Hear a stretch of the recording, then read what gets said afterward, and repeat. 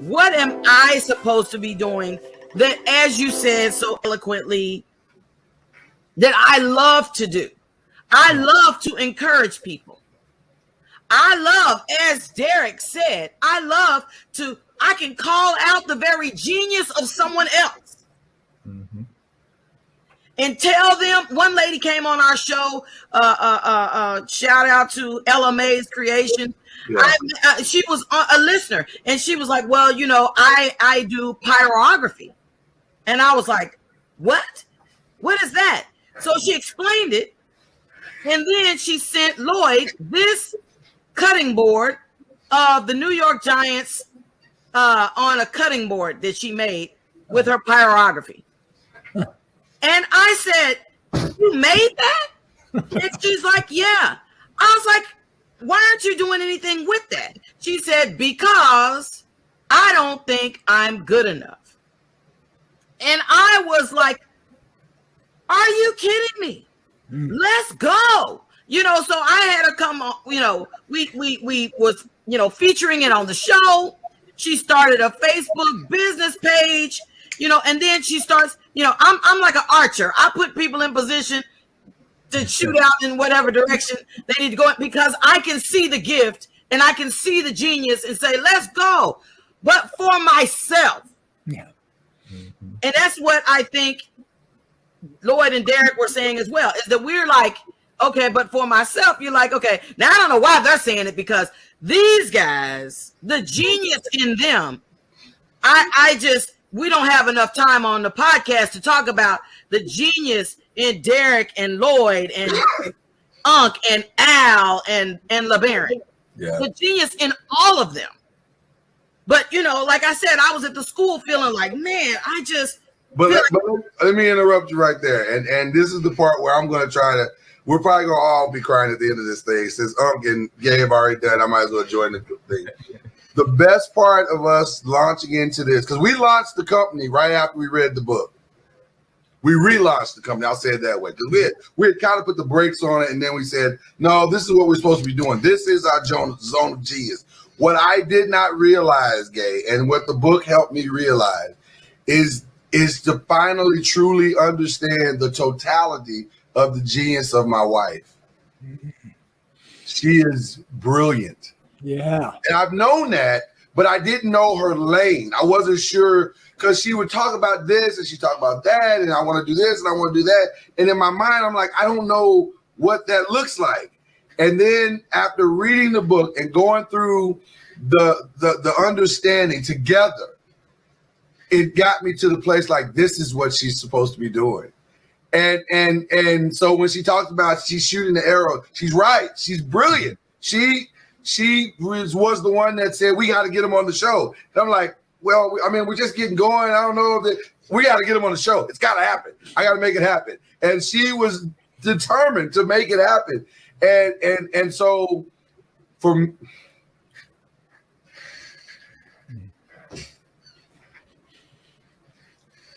me,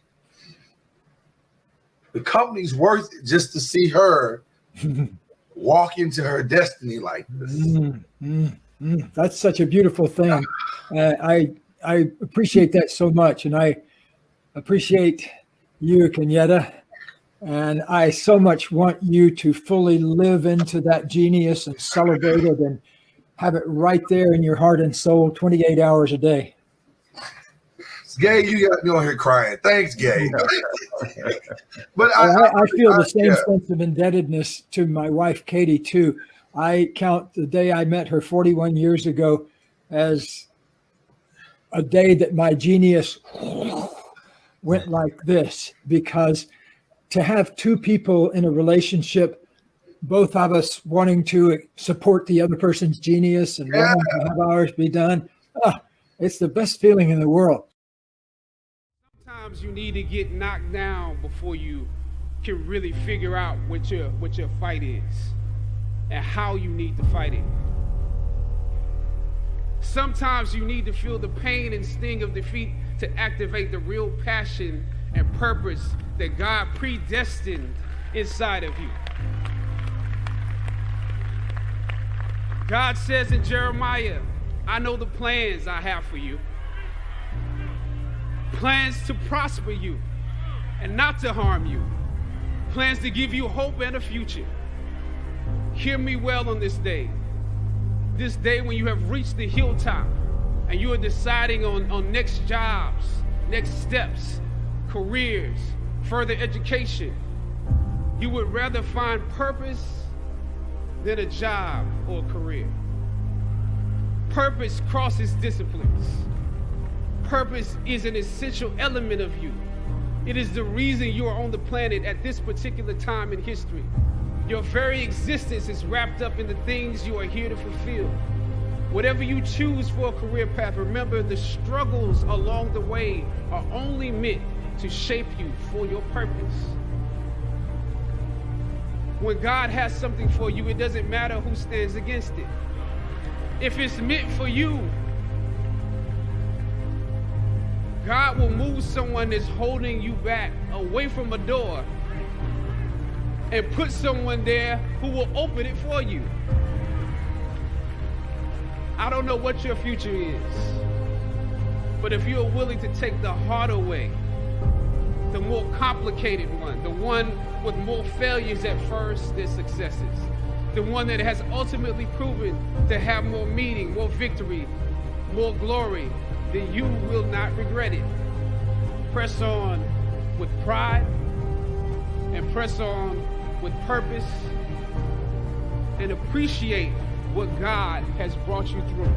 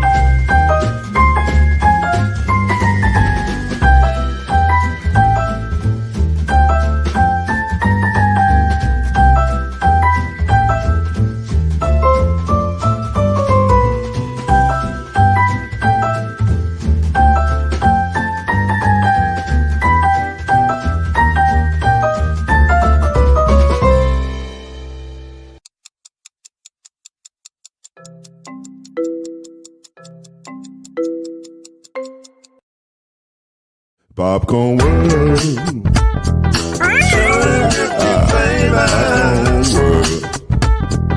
Popcorn World. Yeah.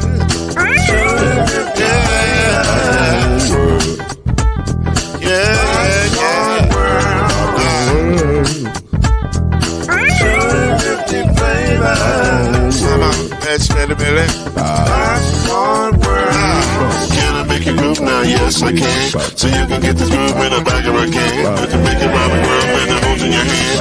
Popcorn World.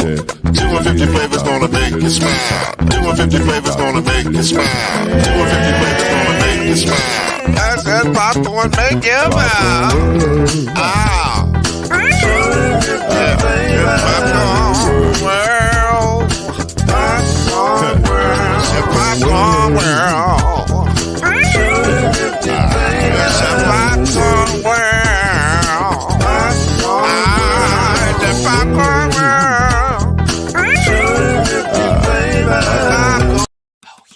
Football might be over for this season, but basketball is in full steam for both pro and college hoops. Hey, it's your man Lloyd Spence, and listen, from all the latest odds, totals, player performance props, to where the next fired coach is going to land, BetOnline is the number one spot for all your sports betting needs. Here's what you got to do. Head over to the website or use your mobile devices to sign up today and receive your 50% welcome bonus on your first deposit. Just use our promo code BELIEVE, B-L-E-A-V, to get started. And it's not just basketball. BetOnline is your source for hockey, boxing, and UFC odds right to the Olympic coverage. It is the best in the business. From sports right down to your favorite Vegas casino game, BetOnline is your number one online wagering destination. So, it's BetOnline, y'all, the fastest and easiest way to wager on all your favorite sports and play your favorite games. So go to BetOnline, where the game starts.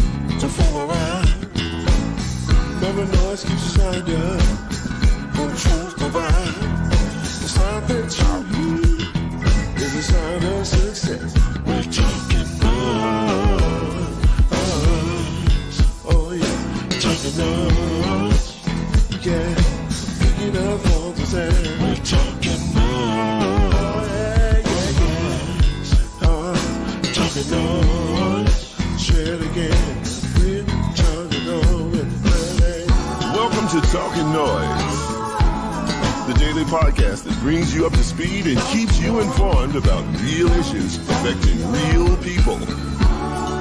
With your host, Mr. Talkin NOIZ himself, Lloyd Spence. His beautiful wife, Mrs. NOIZ, Kenyatta Spence. The ever-informed Brother NOIZ, Alan Brown. And yours cordially, Uncle NOIZ, Shake Anderson. Come on in and join us as we reveal and opine today's most pressing issues. Real truth while having real fun. Talkin NOIZ is in your house right now. So sit back and enjoy Talkin NOIZ.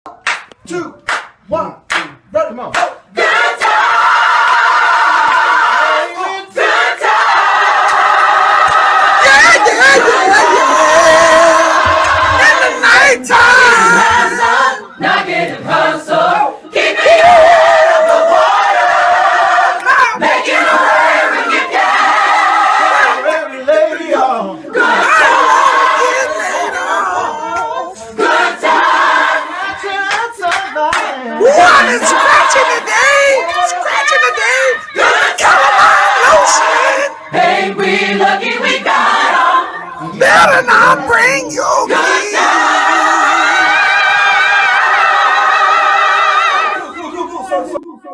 Yo, Monday night edition, people. What's cracking? Look at Al B cruising down the block in my 6'4". I can't say a lot of the words in that song, but maybe I should go with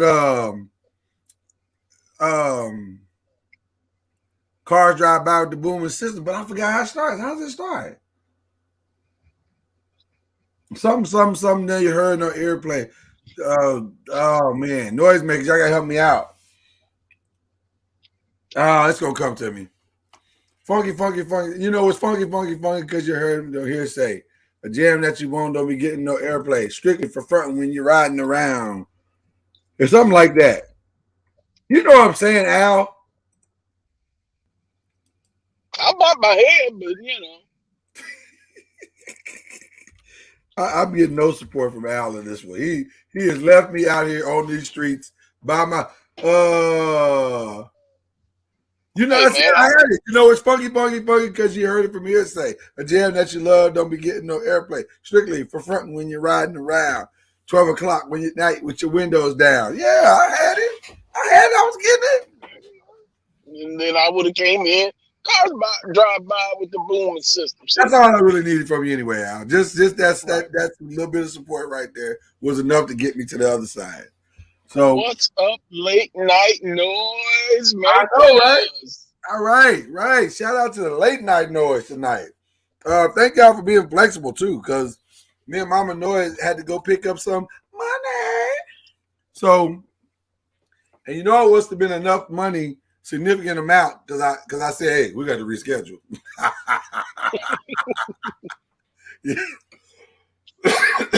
So I appreciate y'all being flexible for your peoples. All good things. No shade at all to the day itself or the time. But noisemakers, we just need a little flexibility. But I appreciate y'all very much.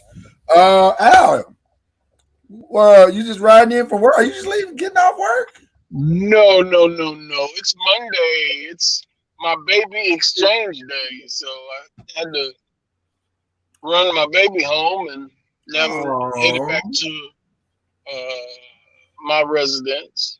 Hey, we miss you, Kennabu. We miss you, girl. No. Don't say that. We don't miss. Okay, all right.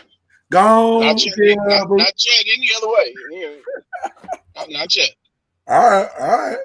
Give me a couple of days. It was my week last week. Give me a couple of days. Give you a couple of days. Gotcha. Okay, fair enough. That's fair enough. All right. Well, listen, Mama Noise is en route. She's finishing up her pretty. She's making herself look even prettier than she normally is. So I'm with it. So translation, she's eating the avocado. You know what, Al? You know too much. That was supposed to be between you and me. How did you know that? That's crazy that you figured that out. But yes, she is eating avocado. But she'll be here in a second though. Because it's late. You know what I'm saying? It's late. So people gotta, Al, you in trouble? Blink twice if you I'm at a busy intersection. You know where Fagan Bush goes around the bend. So you kind of gotta watch out a little bit, just a little bit. Yeah, it's like a 90-degree turn and zigzag. Yeah. No stops. We got you live on the podcast, so that's you did the right thing. Focus, Al. Focus. I need your witnesses. I need my witnesses. So y'all. There you go. Well, shout out to the noisemakers. Listen, it's a little late, right? But if you need this, we got you. We ain't tripping. Can I real quick right off the top extend a heartfelt apology for our noisemakers who ride or die, but they second shifters and they gonna miss us tonight. So I extend an apology to them. Yeah, that's good, Al. That's good. Catch us on the replay. Well, how about this? How about you do so in the form of the opening call to worship? Here we go.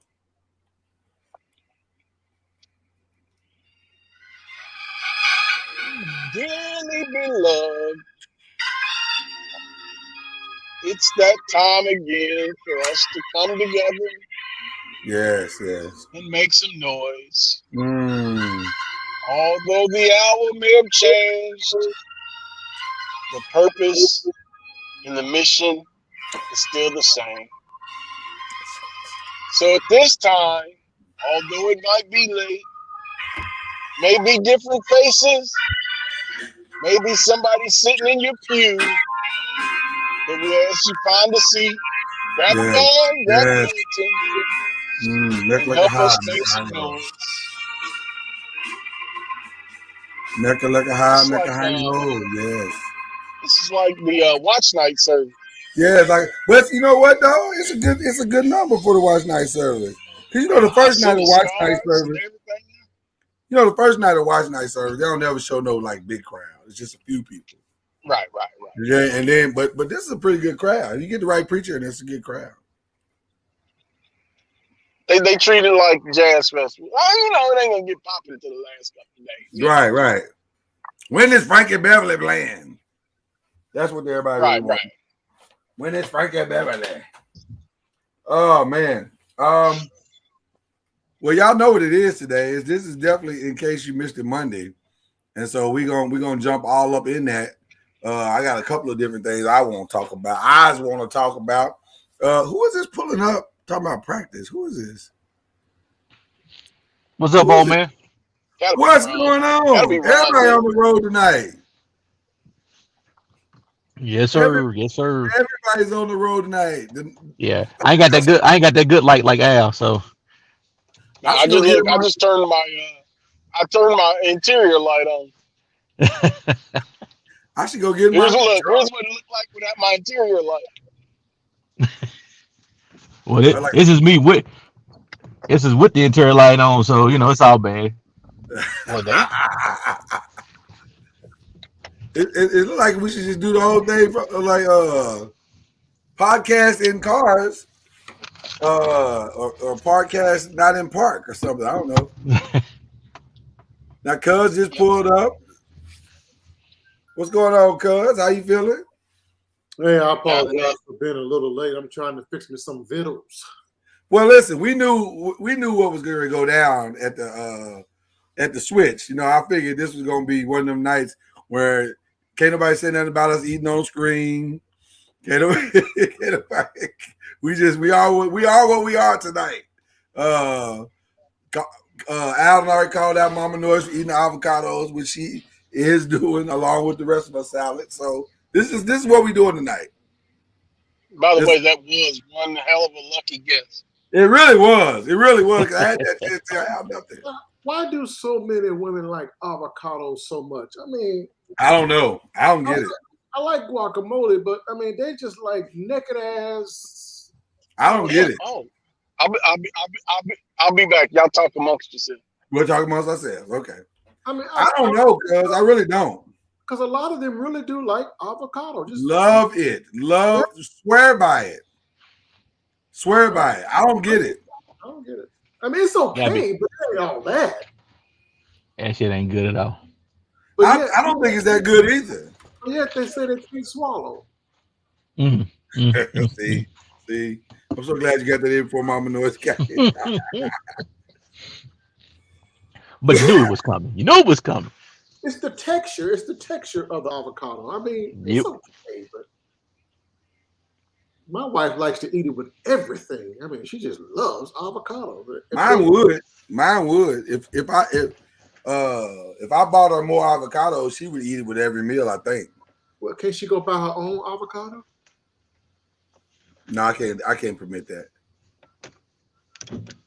Because if I let her listen, my wife is a this is what I want type shopper.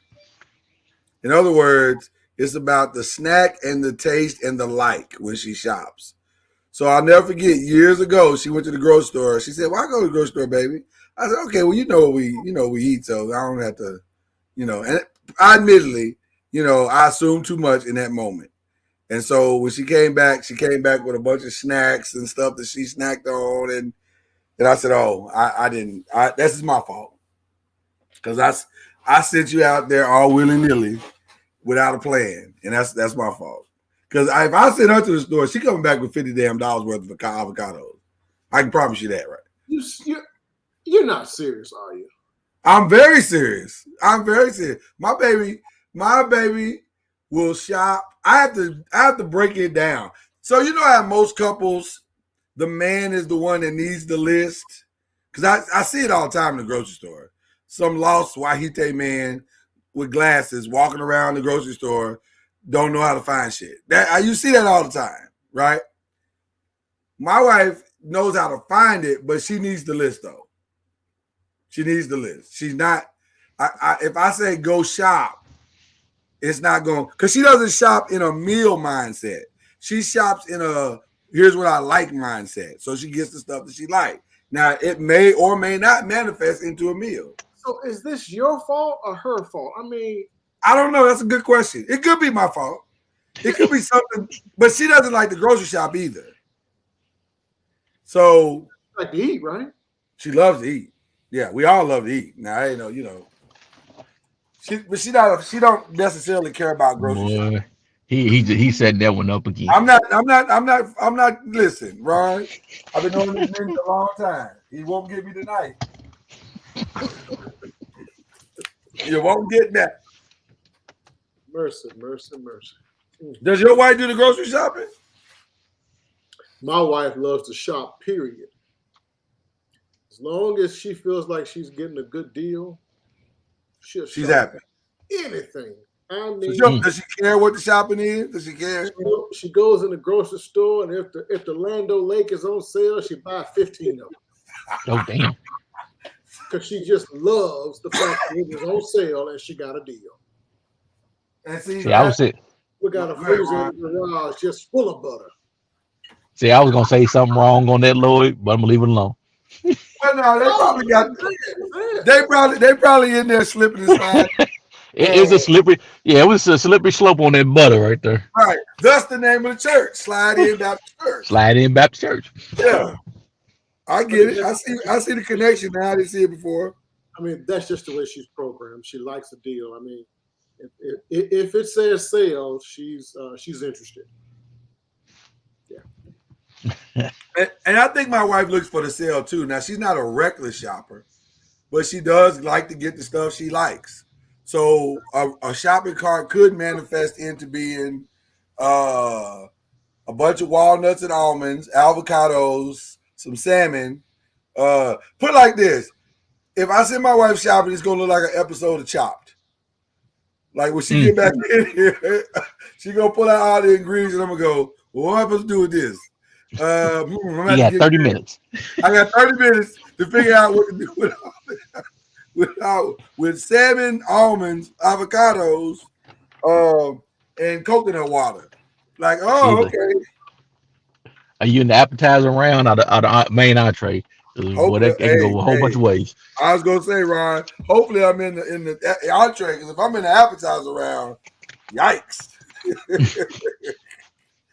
This is a salmon, a poached salmon with a light almond dust puree. Avocado spread. Avocado spread. Right. I'm about to get real creative up in there. Do y'all watch Chopped? I love Chopped. Chopped is one of my favorite shows. I love cooking competition shows, period. Yeah, we watching the Tournament of Champions now. I just started watching that. I got it on DVR now. I'm finishing up Next Level Chef. They're going to the finale next week. It's been outstanding. Have you seen that one? Yeah, it's fun to watch every more than I do. I ain't caught. Oh yeah, that. That's the one where they drop the ingredients down from the ceiling. Yeah, and you got to grab what you need. You don't watch cooking shows or cooking competition shows? I used to watch the original one, what I consider to be the original one, where, but I don't remember the name of it. It's Iron Chef, maybe. Iron Chef, yeah. I used to like that. That's good. It's very good. Competition of trying to get it done before the time expires. I kind of liked it, but they've kind of, cooking showed me out. They got so many different types of cooking shows and Hell's Kitchen and all the rest. I don't like all that. And I do watch the barbecue shows more than probably any of them. But honestly, I was a huge Justin Wilson fan. Do y'all know who Justin Wilson was? Justin Wilson. I probably know him by face. No. He was the Raging Cajun. He was a cook. He was a Cajun cook. Oh, Mr. One Cup of Wine. Yes. 2 cup of wine. Wore a little short red tie. Right. Yeah. Right. I used to watch that. Used to love it, matter of fact. Okay. But now that I'm so good at cooking, get in there and do my own video. What you waiting on? I ain't seen no noisemaker go live video. The noisemakers might benefit from your expertise. I cook for my family and close friends. That's it. That's all I do. You know, honestly, the honest to God truth. Here's the truth. All joking aside, my family really thought seriously that I was going to be a chef because I love cooking just that much. There are times when I would rather cook than to have sex. I ain't never heard of that. I can't. I don't know about that. Yeah, I love the creation, the planning, the creation, and the. I do too, but I don't love it more than sex. I want to be very clear about it. And there is a creation in sex. You do know that, right? Yeah, I created some shit. Yeah, but shit. You use your imagination. I like cooking, and I should have been a chef. To be honest with you. Why didn't you take it up in the ARMY? You know, I was sidetracked in the Army. I was sidetracked in life. You know, I got a hold of a piece of tail, and I couldn't stop chasing. That's what that was all I cared about until it was too late. Another one bites the dust. Yeah, got you good. Yeah. Well, hell, you can do it. You can do it now. You can do it now. Oh, Rod, if I was to do it, I would have to go to France. I have to be one of them type of cooks. I gotta be a cook. Which is already about to leave the house. He's coming in the home stretch. That French cuisine ain't that good for real, so you ain't missing nothing. No, it's just the techniques to know how to do it. That's what they got YouTube for. You don't have to. Well, yeah, that's true, and I do have all the cookbooks to tell me. Yeah. But you know, just to train up under somebody would be fun. Oh yeah. Get that good old experience. Ain't nothing like a real world experience. Once upon a time, in my past life, I worked at the Broadmoor Hotel. I worked in the kitchen at the Broadmoor Hotel. Gotcha. I was in the ARMY. And I needed. What does that spell? What is that? That's Army. That's Army. Is that the Army? Okay. For those of you that didn't get the GED, that's Army. That's right. Never assume, cuz never assume. I worked in the ARMY, and I was a broke. What was I, specialist or whatever I was? That's an E4 for you that don't know. And I needed to send for my then wife, my new wife. She was in the great state of Georgia, and I wanted her to come out to Colorado to be with me. But I didn't make enough money, so I had to go work a side gig while in the Army, and I worked in the kitchen at the Broadmoor to raise the funds to send for my dearly beloved wife. Wow. So you worked the Broadmoor. I worked at the Broadmoor. That's one of my dream vacations. A year, huh? That's one of my dream vacations. Yeah, we go there quite a bit. We like it a lot. We love the place. It's I want to go there so bad and stay for about a month. Oh damn! Ain't no vacation. That's a movie. Maybe not a month. Maybe not a month. But I want to stay long enough to truly enjoy the amenities of the Broadmoor. How do you know about the Broadmoor? Weirdest thing. I stumbled. Hotel. Yeah, I stumbled on it actually on Facebook. Like when Facebook first began back in 2007, 2008, they were advertising on Facebook. They were one of the first hotels to advertise on Facebook. And I saw it and was like, and it was right around the time I think that Queen Latifah had put her little movie out. And I said, that's where I want to go. I think I would enjoy a week there, a month there, moving in, period. I would enjoy it. And so that's what I wanted to do. Yep. Yeah, we've been to a lot of bougie hotels in our lifetime, my wife and I. That is our favorite hotel to go to. See. Brothers coming together in unity. Noisemakers, we're gonna have to suspend the eating on the show tonight. If it's late, folk gotta eat. We can't be 10 o'clock getting off the show trying to eat, even though that's what I'm gonna do. I'm gonna do. What's on the menu? What's on the menu tonight? Well, I didn't honestly get a chance to really do much of anything. So I made some chili dogs for the girl earlier. Some avocado. You know, Mama Noise, I think, had a really beautiful salad. Mama Noise, where you at? Where you at? There she is. Yeah. You can. We see you blowing. So what you blowing on? I made homemade chicken noodle soup. See, that sounds fair. Oh, that looks good. Mama Noise, are you almost done with your salad? I'm not rushing you. I'm just asking. You muted. Thank you for bringing up my salad. Well, because we love you, Mama Noise. That looks fantastic, Al. Wow. Yeah, heck yeah. That looks good. I went real southern. It's just me here. My daughter's at the library. My wife's at work. I'm cooking me have a pot of rice and some deer sausage.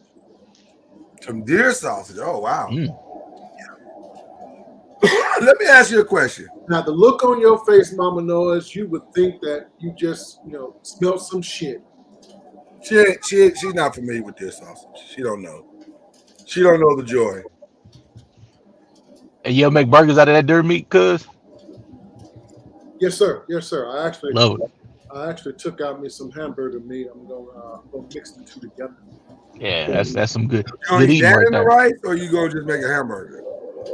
You gonna eat that and the rice, or you just gonna make a hamburger? No, I'm just eating deer sausage tonight. I'm gonna mix up a concoction for tomorrow. Gotcha. Season it up good. Gotcha. Yeah, Gad said that's currently. Hey, Charlotte, it's good to see you.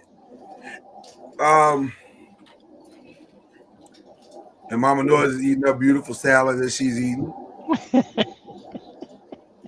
Got that lettuce sticking out of her mouth. Why you hiding it? You guys see me with no lettuce in my mouth? Well, okay. That'll leave me wide open to jokes from Jay. Why does that sound like a store? Hi, this is Jokes from Jay. How can we help you?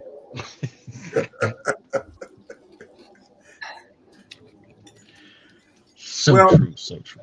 I know, right? Ron, are you like close to the house, or you just helpline? Hell no, I'm still at practice. Oh, the boy got practice today? Yeah, he ain't out till 8. Oh Lord! And then so got 2 more minutes. Yeah, then still got to ride home after that. Yeah, still got to ride home after that. Wow.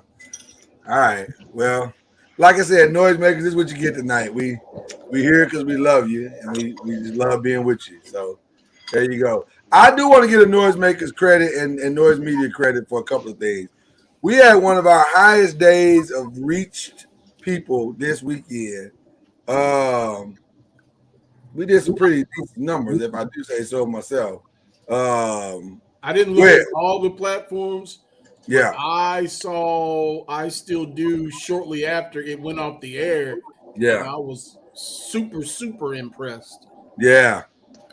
Yeah, a lot of people watched I Still Do. A lot of people watched I Still Do, and Dang the Girls, and VNR, and they just stuck around. They just kept coming back to the page, which was cool. Uncorked Wine may have had its highest day ever. So it was a good Saturday night. We accomplished quite a bit on Saturday. So you can't never be mad at that, right? No. Good day like that, yeah. So I'm thrilled. Mom Noise, you look amazing. That sweater on you looks amazing. Thank you. Why you look shocked? I'm just like, okay, what sweater did I put on? The one you're wearing. No, I mean, you're just like, okay, what? Mama Noise, this is what's called the setup. I'm trying to set some things up for later. Oh no! Will you allow me to continue to compliment you and receive those? Because so you gotta do something. No, so that my way might be easier in the latter foremost of the night. What is going on? Trying to do some prep work. He's trying to prep work. Every good meal, the best meal, have prep work before you cook the meal. The best ones. That way, once you turn the fire on, it's easy to get to where you want to go. Because you got all the ingredients ready to go. I will keep that in mind. Yeah, you can't drop cold food just into a skillet. Call it a day. Alicia Shrewsbury? Is that Shrewsbury? Shrewsbury. Okay. That's my sis. That's Rev's daughter. Hey, Alicia. What's going on? I didn't know how to pronounce that. I was very lost. I knew the whole time I was pronouncing that name, I was praying, don't mess this up. Don't mess this She's up. one of them day workers, and this is probably her first opportunity to catch us. Okay. Well, praise the Lord. Praise the Lord. Well, welcome to the show. Listen, we got some good, interesting stuff in case you missed it Monday. Shout out to your boy, Will Smith, who finally cracked the code of winning one of these bigger awards. Now, it's not the Oscar yet. I thought you was going to say he finally cracked Jada in the jaw for putting him on blast. No, he didn't know. He's not a man of violence that I know of. I don't know. He might be whooping Jada's ass. I've never heard that. So I don't want to put that on him. I don't want to put that on him. But anyway, but he cracked the code last night at the Screen Actors Guild Awards. Man, they had back-to-back NAACP and then the next night. Well, the NAACP Awards was pre-taped, so. Gotcha. You all. Yeah. That may have been one of the greatest moments of my career just now, because my name was called for King Richard sitting next to Venus Williams.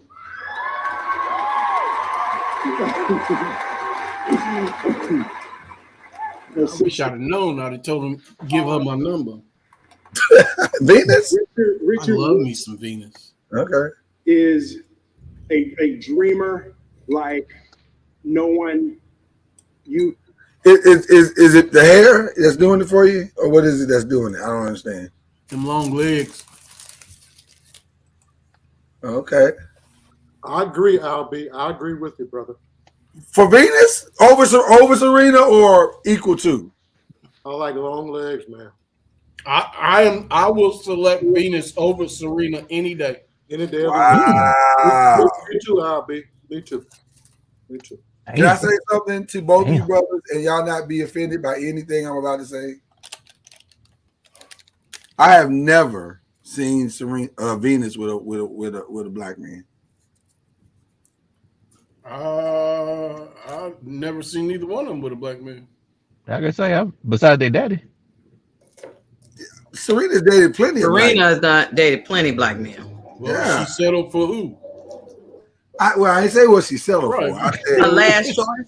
What I said was, so it's irrelevant who she dated. No, it's relevant because I just wonder why you guys are so smitten with her, and I've never seen. I don't know if that's the general consensus. If I'm being honest. Well, she's broken. She just needs to be fixed. Oh well. I think she's a beautiful woman personally. Just a little chocolate. Just a little chocolate in her life. Who you think is so beautiful? You, Mama Noise. Mm-hmm. Why you gotta say it like that? I said Venus.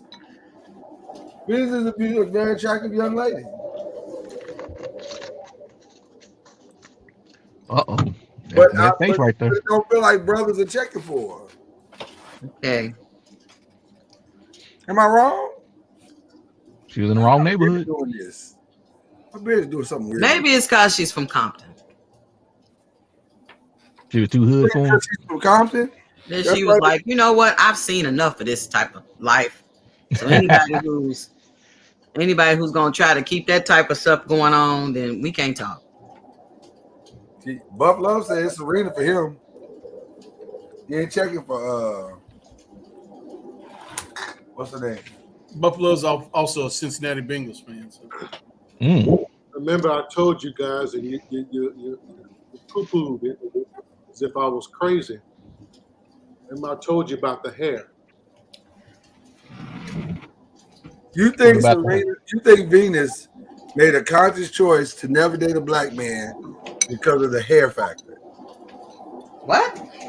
That's what he's alluding to right now. She has braids all the time with the beads. I mean, I don't know if she's worn beads in a while. I ain't seen her without them. Venus? Yes. I don't know if she wears beads. She stopped wearing beads when they turned pro. Is she? Yeah, I don't know about beads, Mama. No, you ain't seen nobody wear beads in their hair in quite some time. Well, she's one that I thought was her staple. Oh. She does wear a lot of braids or bushy hair. She wears bushy hair. Beads. Yeah. Well, Clearly, they both wear Stobart hair, but they ain't put no beads in it. Stobart hair. What is Stobart? You said she got beads in her head. What is Stobart? Is that a brand? She gonna say she had aluminum foil on the end. Oh Lord! I used to wear it with aluminum foil. Stobart is in the Jackson Dictionary right underneath shitheel. Oh wow! I said something confusing. Wow, Danny Bell went very aggressively. So what's the hair factor? I'm confused. He said no. I disagree with that, Danny Bell. Oh my God! I disagree with that. Hey, there's strong women for sure, but men with breasts, I can't co-sign. I can't co-sign that. As a man with a set, I take offense to that. Daniel Bell. Didn't that ninja just get out of jail? He trying to go back to jail, ain't he? He might be. I don't know. He might be. He had a lenient sentence. They didn't hit him with that full 30 days, so he didn't like it. Okay. When you see them dressed up, they look amazing. They ain't got to be dressed up to look amazing. They're nice looking ladies. They are. That's what I'm trying to say. No, they are not. I will not. I will not. What did he just say? What did he say? I can't put that one up. We'll get flagged for sure on that one. That, sir, is a trigger word. Yes, the comments of some of the noisemakers tonight are not necessarily a complete and total reflection of noise media and entertainment. Damn, we don't have to pull the disclaimer out often, but boy, every now and then you got to pull the disclaimer out because escalates quickly. It's over in the chat. You can see it. Mm-hmm. I don't want to look for it if it was that bad. He might have to get a level 2 on that one. He might need a level 2 though. I think he does need a level 2. I agree. What the hell? What the hell? It merited that. It absolutely did. Yeah, Danny B, I'll put something on your books for you, man. Yeah. He said that with his whole chest. Get you some ramen and some hot Cheetos. In the words of one of our best Uncorked Wine videos, Danny, I love you, but your ass going to jail. Wow, what did he say? Interesting.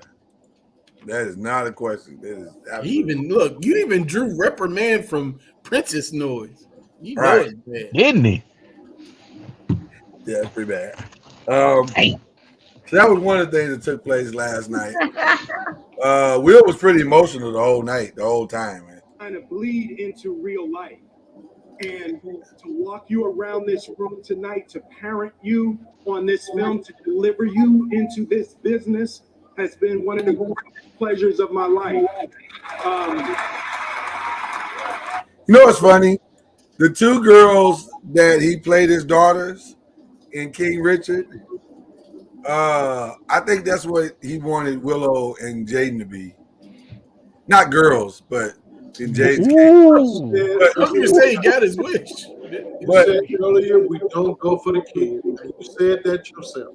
No, I'm not going for the kid. No, here's what I mean by that. And this is no disrespect to those kids, and we're not going for the kids, but there is a. You're right. I may have to back out of this. I may have to Homer Simpson this one. Yeah. First of all, they not kids anymore. Okay, here's what I'm saying. They legal age. Here's how I'm gonna say it. The girls that he mentored in King Richard, who played Venus and Serena, they are more. Just leave it alone. Yeah, you're right. Let's stop while we're ahead. We were ahead in the count.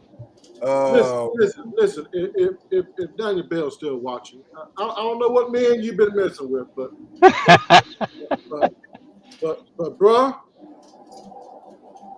bruh, I'm just saying. Wow. He's not backing down. He's not a fan. He's on one tonight. Everybody can't be fans of everybody, though. That's how it works. Yeah. Sometimes people choose violence, and violence, in the end. Although, cuz I do co-sign what you say. I think they're beautiful girls. I've always thought they were beautiful girls. I've never thought they were anything other than that. They're strong girls, though. They ain't no punks. Thicker than cold peanut butter. Yeah. They'll I probably just said on this show how much I appreciate them and look for the opportunity to meet Serena. Why you don't want me Venus? She doesn't. Serena is the reason why I say Serena is because, like I said, I've always had thick thighs.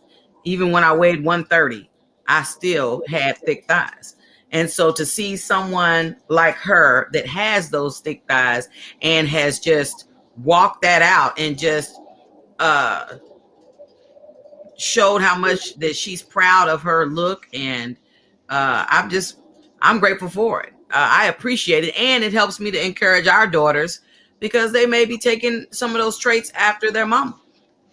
And so I want to show them someone that has those type of characteristics that they can say, hey, you know what? It's okay. Somebody like Serena has not just only made it, but become like the world tennis champion. Gotcha.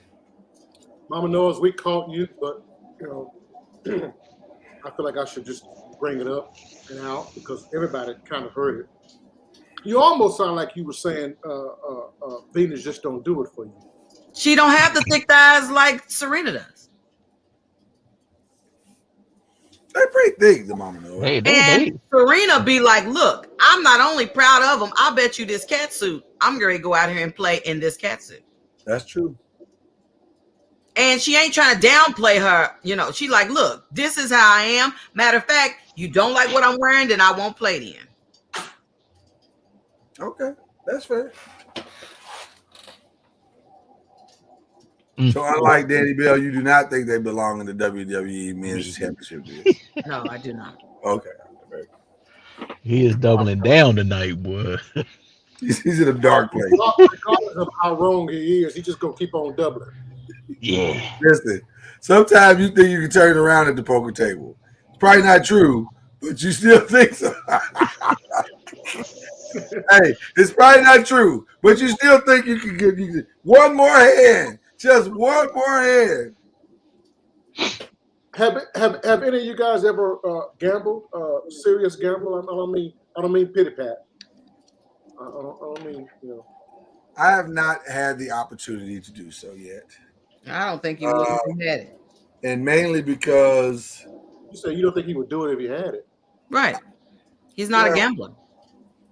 You ain't got to be a gambler to gamble. You just take the $20 and go sit down at the table or go sit down at the slots. You ain't got to be a gambler to do that. But regardless of the outcome, I want my $20 back. So that's why. So is that your question? Have I ever sat in front of a slot machine? Yeah. Have you ever gambled? Yeah. I have Yeah. not. Well, you said serious gambling. I You said thought serious meant, gambling like, the first time. Yeah. Well, I thought you. Well, okay. Well, I meant other than pity pat and rolling the dice. Any of you guys ever played poker?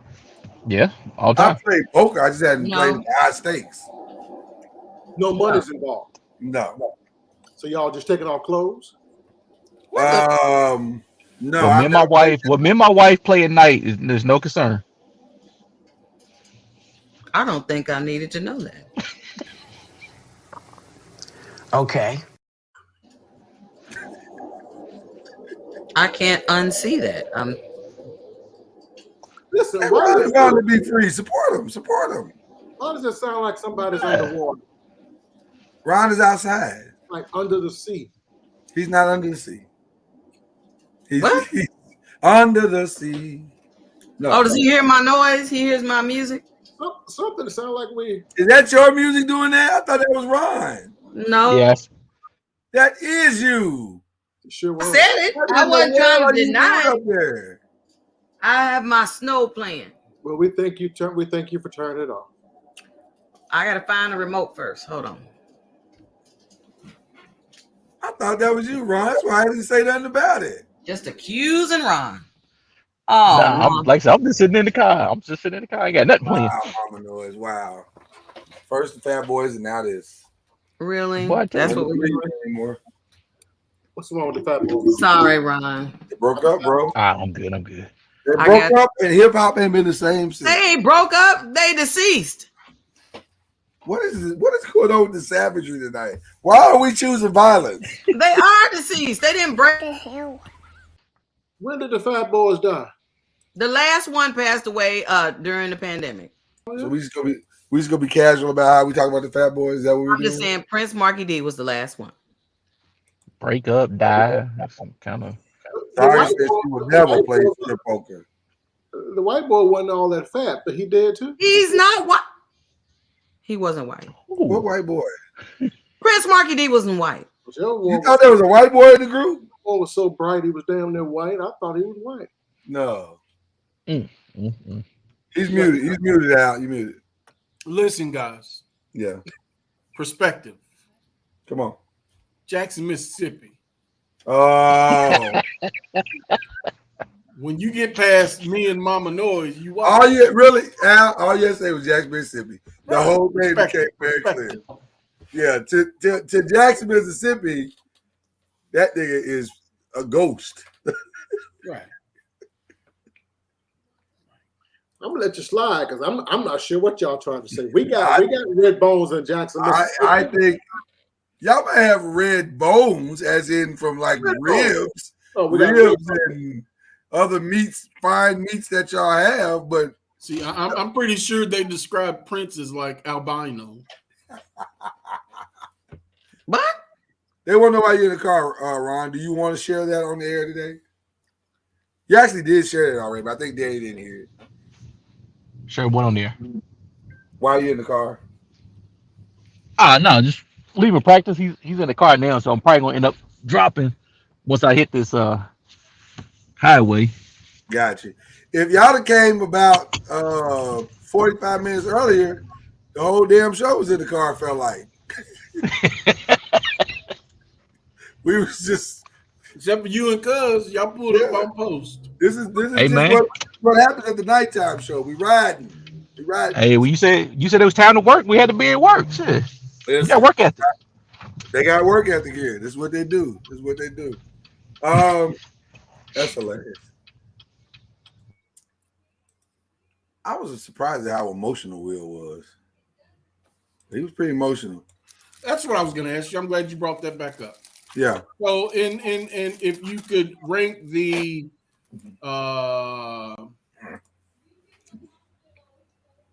the importance, I guess, might not be the best word, of the awards, is where's Screen Actors? Is it Oscars? I would say the two greatest indicators of whether or not a guy is probably going to win an Oscar is the Golden Globe and the SAG, of which he has won both. Because a lot of the same voters that are Oscar voters are SAG and SAG voters as well. So the Oscar would be the creme de la creme. The yeah, top dog. yeah. The culmination is the Oscar for sure, and sure. Then Screen but Actors SAG is right underneath. SAG is right underneath. Yeah. So it appears that March 27th is going to be a good day for him. It looks that way, but we'll see. Stranger things have happened. Stranger things have happened. So you never know. Somebody might sneak in the end and sweep the thing off from under him. They might start feeling Denzel nostalgia. Well, you know, raise your hand if you've even seen this movie. King Richard? I've seen King Richard. Just the two of y'all? Yeah, a lot of people seen King Richard. Jay, you seen it? No, ma'am. I'm not a movie. That's not a good march. You can't, you know. I loved it. Mama knows my hand is up too. So you seen it? Yep. We like black people, so we will watch. I'm gonna need you to stop that. At least give her one more day. It's still Black History Month, man. That's facts. That's facts. You're right. I let her live for 28 days. You know what? No, but you be doing that Black History Month or not? You know what though? I'm gonna stand corrected because Mama Noise sat and watched almost 3 episodes of The Wonder Years and Abbott Elementary. Hey, Abbott Elementary is hilarious. I told y'all. That show is hilarious. She's seen King Richard as well. Yeah, Abbott Elementary is hilarious. I'm so happy that you convinced me to give that a second chance. Bless you, brother. Which one was that? Abbott Elementary. Oh, okay. Yeah. See, Mom, no, I figured you would definitely love that because I mean that's almost real life school. Yeah, it's kind of traumatic. You know what? I probably sat there and watched the Wonder Years. That wasn't too bad. She liked the Wonder Years a lot. I think she liked the Wonder Years more than Abbott Elementary. But yeah, she did watch multiple episodes of Yeah. It was. A matter of fact, it was a great conversation piece to stop in between the different lessons and discuss it with our family. Yes. Good stuff. I'm going to have to watch this King Richard. Everybody seems to be chiming in that it was a good. It's really good. It's really good. He really? You gonna watch it? I thought we was gonna stick together. Now you got me left out here. Mama knows I'm black. You not. I've never not said she was black. That's not true. Damn. Please get the Homer. Can we please get Homer on that one? You get out of here. This is Ron leaving the building. There you go. All right. Fair enough. I mean, by your own admission, your husband has had to talk you into some black movies, right? Black shows. Or was it the other way around? Wait a minute. It may have been the other way around. Was it you? Yeah, I think it was the other way around. It was Mr. Noise that didn't like none of the black shows. What was it called? Tyler Perry's show that was really successful. No, that was garbage. That was garbage. The church one. Green. Yeah, it was terrible.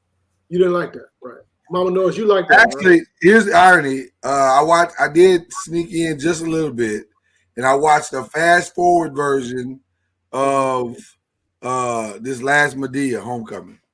Nope. I didn't like that one. It was terrible. I didn't like it either. That's the one on Netflix, right? Yeah, it was not good. That was. Yeah, that was. Here's my challenge with Tyler, and I would say this writer to writer. You know, listen, he's a billionaire, so what does my opinion matter? It don't matter. Probably nothing to him. But I think Tyler is far more gifted, talented, and aware than the writing shows up to be sometimes. And that's my frustration with it. Now people like Charlotte, they don't care. They like, as long as somebody got the chest out or the dude's got the shoulders out, I'm good. I don't need nothing else. Why are you gonna sit on here and call Charlotte shallow like that? Like she only care about I have text to prove that, Charlotte. You have a what? I have text. Like why are you slapping your forehead? Man, I'll be back. What happened now? Mama Noise. I think Tyler, although I appreciate him trying to groom and cultivate his babies, I think he does himself a disservice by not forming a group of writers to assist him. And, if nothing else, throw around fresh ideas. See, all these shows are starting to seem recycled to me. Yeah. Right. And I agree with that. But the problem with that statement is, and though I agree with it, it's worked for him so far. So it's kind of hard to not continue what's made him into the billionaire. No, listen, the success is the problem, because what's happening is that everybody is telling him these are great. And so because when everybody tells you these are great, that overrules the people that say, man, this could be better. So people keep throwing money his way, tell him how awesome he is. I don't know. Ain't nothing you can do about that. I think it needs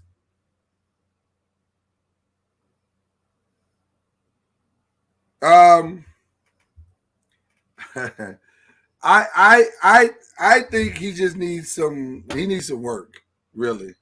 Some help. Like he really, really needs some help. Like a friend, a role model. Didn't nobody even bring up Michael Ealy? And Cuz called you shallow. You need to take your issues with him. I didn't call you shallow. Negative. I just said you like them dudes who had their shirts off. That's what you like. Negative. Well, I mean, that you tried to make it sound as if you were deeper into what a quality show would be, and she only cares about chess and maybe crotch out or something. But shallow was shallow was your assessment, your definition. Right. So he did not call her shallow. Not at all. I never said he called her shallow. I just, said that, make it seem like, Cuz called her shallow. You're welcome, Charlotte. Charlotte, you're not listening, because I never called her shallow. Jay for calling her shallow. That's what it looked like, because Jay was the one that called her shallow. I never called her shallow. I wouldn't dare call anyone that enjoys pumpkin seeds as much as she does. Late night strolls on the north side of 8 Mile. Obviously has a much deeper meaning of life. Anybody that engages in that. You do realize this show is recorded, right? Like every night we record, every day we record it. The video can be played back. I'm a vacuum cleaner in the show. I'm sorry. We love you, Charlotte. We still love you. Hey, that's another what you get on a late night show. The vacuum. Yeah. What'd you do with the clock, Jay? You didn't like it being where it was? Or it finally got a home? I'd grown accustomed to seeing it back there. It helped me keep up with time. I have snitch tendencies. I tend to move things around. I get bored with it and I move it around. So, yeah. Did you say snitch tendencies? That's what I said. Snitch. Why was that? Oh, I got it. It's late. It's late. It's been a long day. Took a minute. I got it. The noisemakers might not snitch. Noisemakers. Don't worry about it. Don't worry. You got to keep saying it. I mean, all right. Fair enough. Do you guys consider yourself alpha males? I am. I would not consider myself an alpha male, but I am a loner. You know what I mean? Yep. I don't want to dominate the crowd that I'm in, but I want to be my own isolated lone wolf. Okay. I may not be an alpha dog, but I am definitely a lone wolf. Kev on stage had an interesting conversation. I want to share some of that with you. It was really interesting on one of his posts today. Saw this on the internet. This guy said alpha male is upset, and he attached the following text message conversation. Let's see why alpha male's upset, shall we? I still want you to do my jacket, queen. Got you. Just let me go whenever. This is a conversation between him and another young lady. Whenever you're ready. Cool. Let me know when I can take you out also. I appreciate the way you try to slide that in, but I'll never be letting you know, Charles. Not open or interested. Oof. And if that changes wanting to get work, peace be still. I mean, in a way, lol, because it's like, I'm good enough to take my money, but not good enough to date. I was trying to support you. Button nose, I really don't need your money. Respectfully submitted. You contacted me, so I wasn't taking anything from you. I was fulfilling a service because I specialize within it. And let me act like I want something so she'll give in to my advances is not support. It's a weird calculated choice that resulted in an L, capitalized. Lastly, I received support from 39 U.S. states and counting, plus endless trips overseas, so this one filthy withdrawal won't disrupt my rest on my satin sheet. Dang, you kind of arrogant. It's not attractive. Stuff like this turn alpha men off for her. She did not say stuff. She said shit. I really always took you to be more of the humble type. I made 6 figures, queen, so I can get anybody fur, but it's all cool. That button nose stuff, you really arrogant. I'll pass, actually. Darling, you're not an alpha. You're a delulu. A man like you being turned off feels like Christmas. Earning potential doesn't dismiss identity. A clown inside of a Rolls Royce remains a clown. That red nose is still present. May you find a woman naturally, not one you have to swindle into picking you, and still fail terribly at securing. And I love money, but money wouldn't make me see you. I'd rather be blind. You can't take a pass on something you were never in possession of. That access was denied from the gate. Your ego is deflated, and it's a lot to digest. Because how dare a woman turn you down? Not you and your 6 figures. You'll be okay, Charles. Have a prosperous day. Oh, and heal. You're an evil person, and okay, cool. Wow. Let's start at the beginning. Now, it's hard to even say what the most harsh thing was. We good? Not open. Okay. What is the definition of an alpha male? That's a great way to start this conversation. You want our definition or the... Well, let's go with the written definition. Okay. Alpha male, by Webster, Oxford's definition, is the dominant male animal in a particular group or a man tending to assume a dominant or dominating role in social or professional situations. Tending to assume a dominant or dominating role in social or professional situations. So alpha male has to be dominant? According to that definition.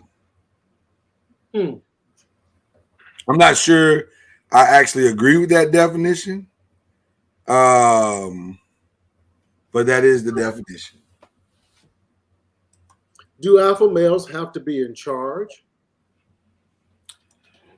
Also, another good question, cuz. But I think that an alpha male would not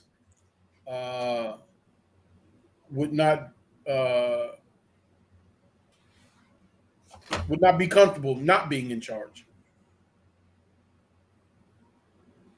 Has to be in charge. I think so.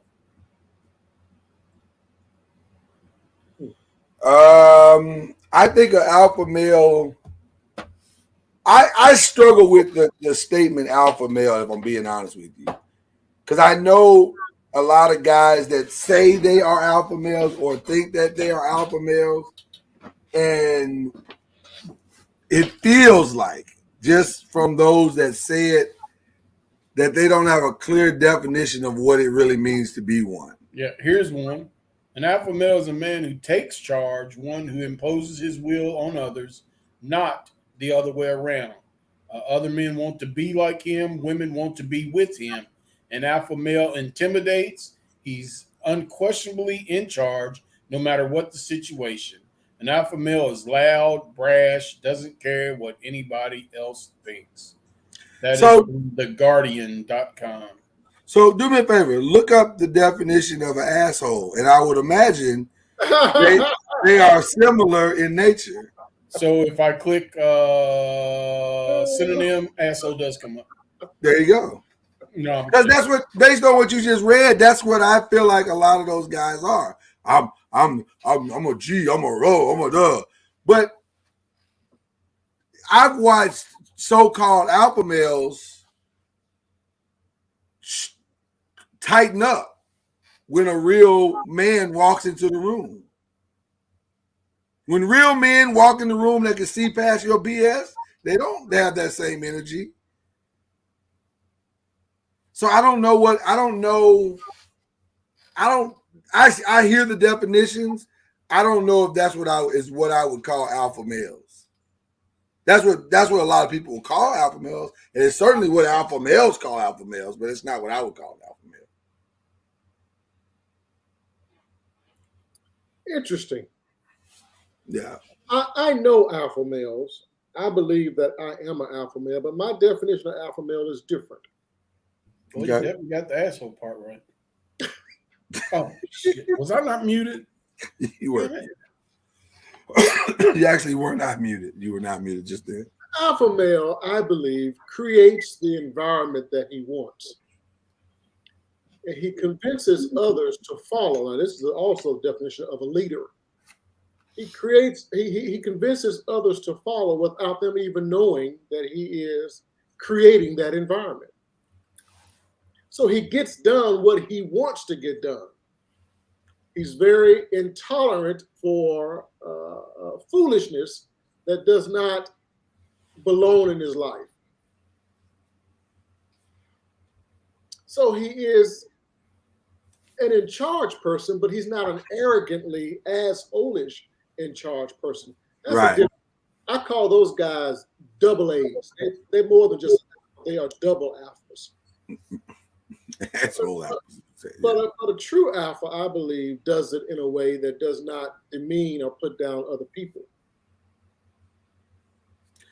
An alpha male, to me, and my definition is probably similar to yours, is not looking just to win. A true alpha male knows that the win is when I make everybody around me win. Correct. And see, I don't think, I don't think those are, I don't think that is the ultimate goal of an alpha male as we know it.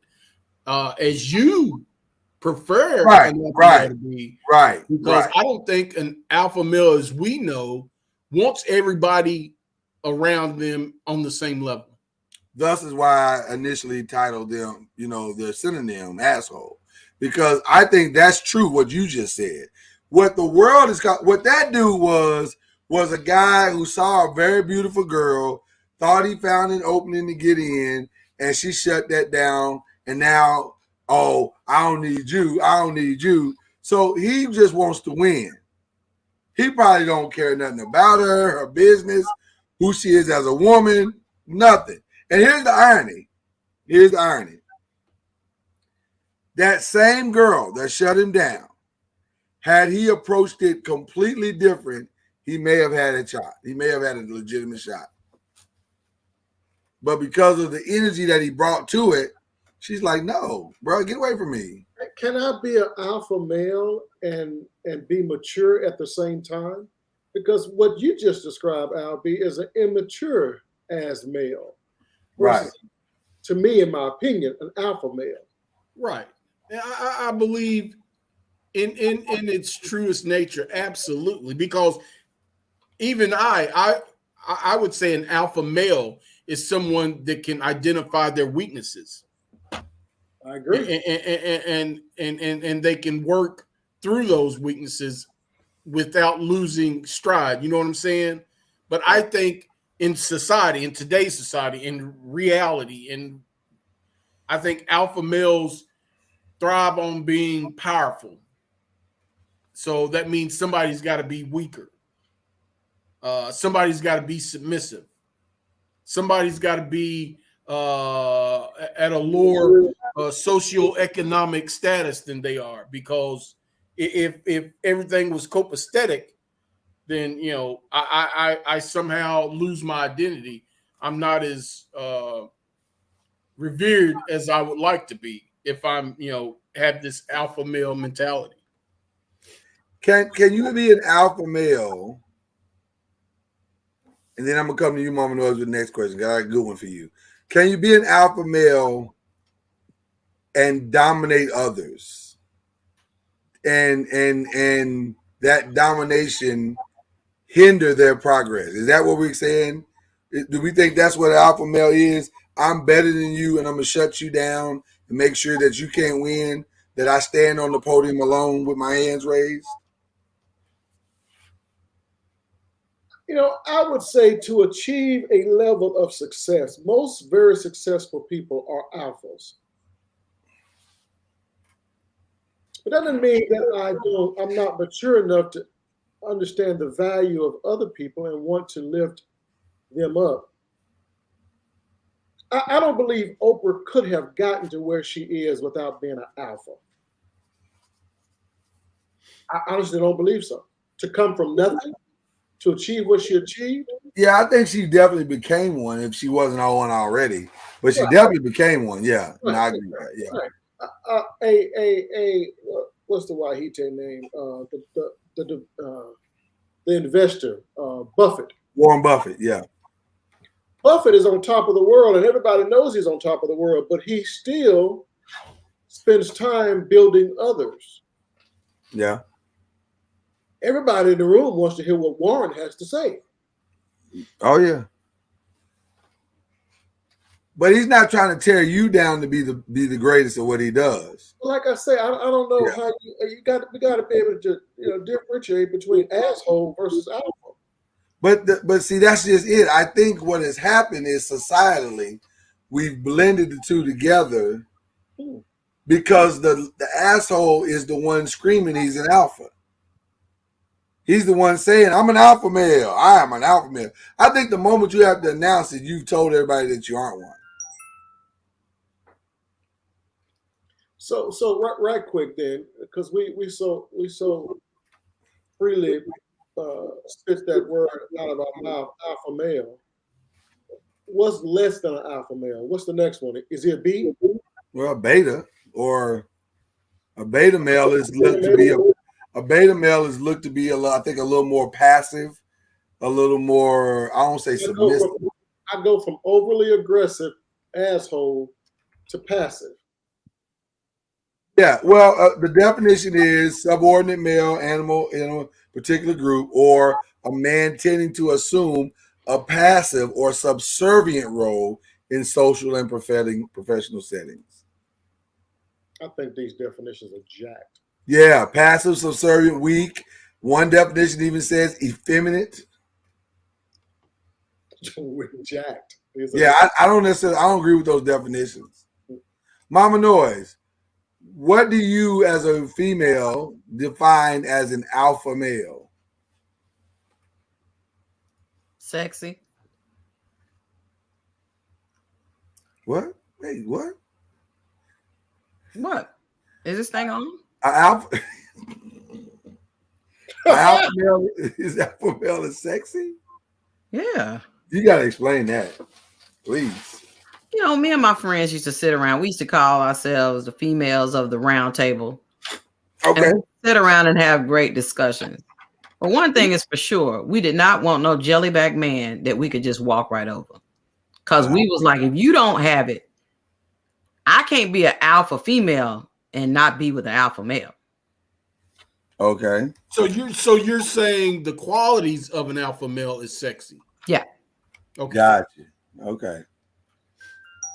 I mean, we just said that had to be like the number one thing in the criteria. Well, that guy we listened to a minute ago, he seems strong in his approach. Is that the type of strength you're talking about, or what are you talking about? All of those running over people, that's not what we're talking about. We're talking about like the positive things that you guys have said, that you don't have to run over somebody to show them you're an alpha male. You don't have to run over them. You ain't got to push over though. You ain't got to, make nobody else out to. Oh, I don't know what I'm trying to say. I'm just saying you don't have to try to run over somebody to show that you have what it takes to be in the front. To me, it's illuminated. You can see it. So you ain't gotta, embarrass nobody or whatever to try to show, I'm thinking about that Love is Blind finale we saw this weekend and stuff.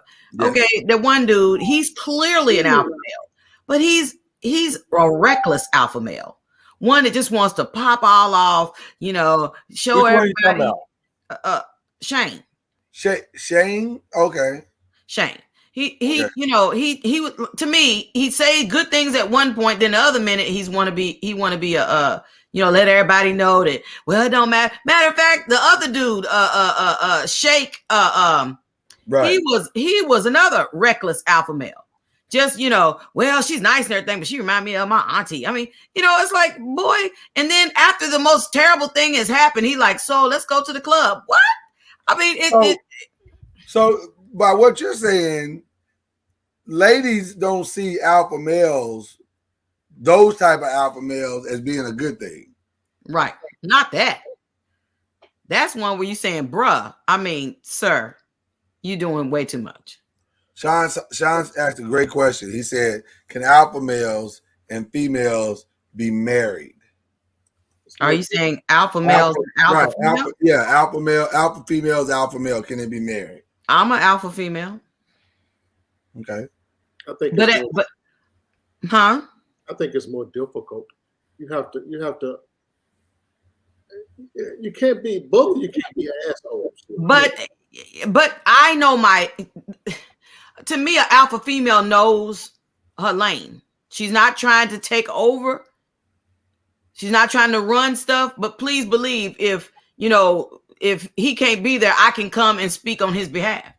Can an alpha male allow someone else to take the lead? That's the question. Can I allow you to excel and I take a back seat and allow you to take the lead on this, whatever it is? Yes. Is that an alpha male behavior? Well, it depends on which one your definition you use. Yeah, I was gonna say if you're using the one they use, no. No, but using the one we use, yes. Right. I was gonna say, yeah, because see, in my opinion, the alpha male with the more positive definition is not threatened by someone else that that wants to. You're not tripping, your lane, what you know what I'm saying? You ain't tripping with oh he's coming over, I'm gonna have to do the most because I feel that my place is being threatened. Man, slow down. I think if you're authentic alpha male, in my opinion, is not threatened by another alpha male. Here's what's interesting about this conversation. And I'm going to use a secular example for this conversation. And I said it that way for a reason. When Jay-Z met Beyonce, he was an alpha male. She was more popular. Right? She was more popular because of Destiny's Child and other stuff that she'd done. As the relationship and the marriage kept unfolding, you started to see he was far more savvy. She's more popular. Derek, you can maybe say, you can argue who's the more talented, if that's even worth your time to argue. But she was strong in her area. As the thing kept unfolding, you realized he's gifted to do a lot of things. Rap, business, a whole lot of things. She's a great entertainer. So the alphas in them emerged, but what emerged from the alphas is that he was really the true alpha in their marriage. And that's one of the reasons why she was there. She's there because as dominant of a person as she is, she wants to be led. Do you really think she's an alpha? I think so. I think she's now she doesn't alpha in the way that the world would like her to alpha. Oh yeah. like she doesn't come across to me as arrogant or self-absorbed or she doesn't come across that way to me, but she is like what she does. You know what's funny? Here's the perfect comparison. Nicki Minaj wants you to know she's an alpha, even though I don't think she is. Whereas Beyonce doesn't care that you know she's an alpha, and she absolutely is. And that's the difference. I don't think she's an alpha. You don't think Beyonce's alpha? And the reason why I say I don't think she's an alpha is because her career was manufactured by someone else. It wasn't manufactured by her. In the beginning, I agree. That's her in career. the beginning. But when she was Destiny's Child, I would agree with that 100%. I think when she married her husband, though, he showed her the blueprint to finding her own voice. That still don't make her alpha. That still don't make her alpha. Well, it makes her an alpha in the realm that she's an alpha. She followed in Destiny's Child, and maybe she's following right now. But what I'm saying, I guess what I'm saying is she alphaed in the area that she could alpha. I think a lot of people think she's the leader of women in general, which I don't think that's true. I think she's a leader in her field. She's the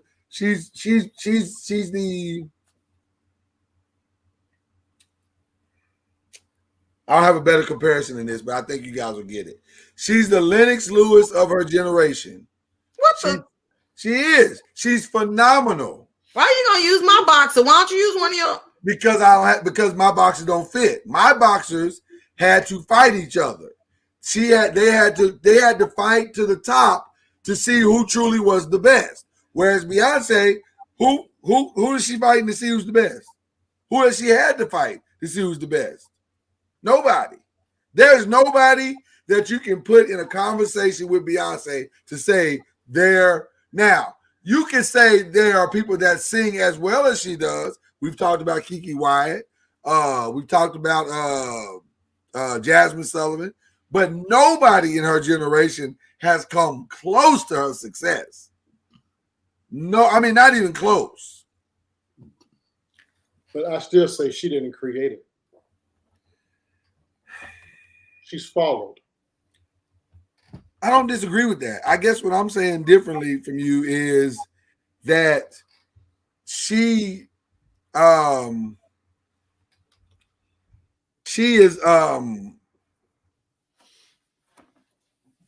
though she followed a blueprint, the blueprint was one that was I think we could all agree that she was shaped by her parents. Yeah, I'm not disagreeing with that, or even Jay-Z. But what I'm saying is, or even Jay-Z. But what I'm saying is, taking those blueprints, I think she has found who she is. I don't think she's per se following what he says now. Like I look at Crazy in Love. Crazy in Love was a song that he featured on that kind of pushed her into a whole different thing. Like everybody was like, "Oh, you like a superstar. Like you're like pop, R&B, everything." And he gave her that blueprint, same blueprint he used for Rihanna. So yeah, you're right, Jay. I think she took it and ran with it and has become an alpha. But she's not an alpha like a dominant. I'm trying to destroy you, alpha. She just. Are you not born an alpha? You can be created to be an alpha? I think so. But see, I wouldn't even see her as an alpha. Regardless of her status, she appears to me to be somewhat submissive to Jay-Z. And I don't think an alpha has that ability. I don't, because everything we're taught is that their egos. They're too egocentric and they're too arrogant to be submissive. So, I think two well-rounded individuals, two successful individuals can cohabitate, they can make it work. We say alpha female, alpha male, if they're compatible, yeah, it's going to work. But an alpha female and an alpha male that aren't compatible, their egos are going to like two rams constantly, because nobody wants to be thought of less or weaker than the other. So, do you think that Go ahead. No, I'm thinking to myself. Do you think that could have been part of what was going on with Whitney and Bobby? No. Crack took that relationship. No. But they still had either an alpha person. I'm sorry, cocaine. Crack is whack. I'm just saying. That was her words, not mine. I'm quoting over here. I think he tried to fit into a non-alpha role, and he didn't do well at it. Oh, Bobby? Yeah. Yeah, absolutely. But see, I think Bobby would be guilty of someone who defines themselves as an alpha, but he's really not an alpha. No, he's not alpha at all, in my opinion. I think Bobby would prefer that everybody else do the alpha work, and he only has to, be told what to do, where to go, that kind of thing. So a crackhead can be an alpha? I'm going. Wait, what? What just happened? He pulled up right where you left off. Oh, okay. I got you. I was listening. I didn't know a crackhead could be an alpha. We are talking about an alpha male, correct? I'm sorry.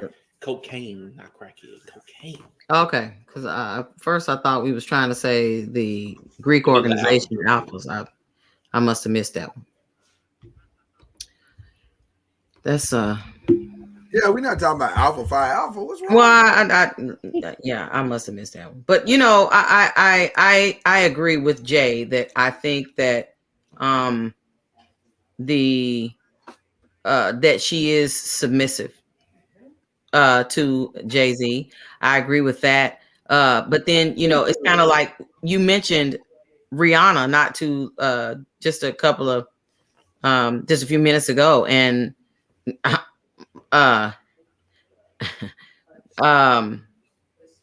don't think that. I think Rihanna is more of a alpha female than Beyonce. I totally agree that Jay was saying that a whole lot of her stuff has been created all around her. It's all been created for her. When you see Rihanna, she is leading her charge of whatever she's doing. She's saying, I want to come out with a lingerie line. I'm going to walk out in it. I'm telling you that this is what I'm wanting to do. You can see that it's something that she's doing herself.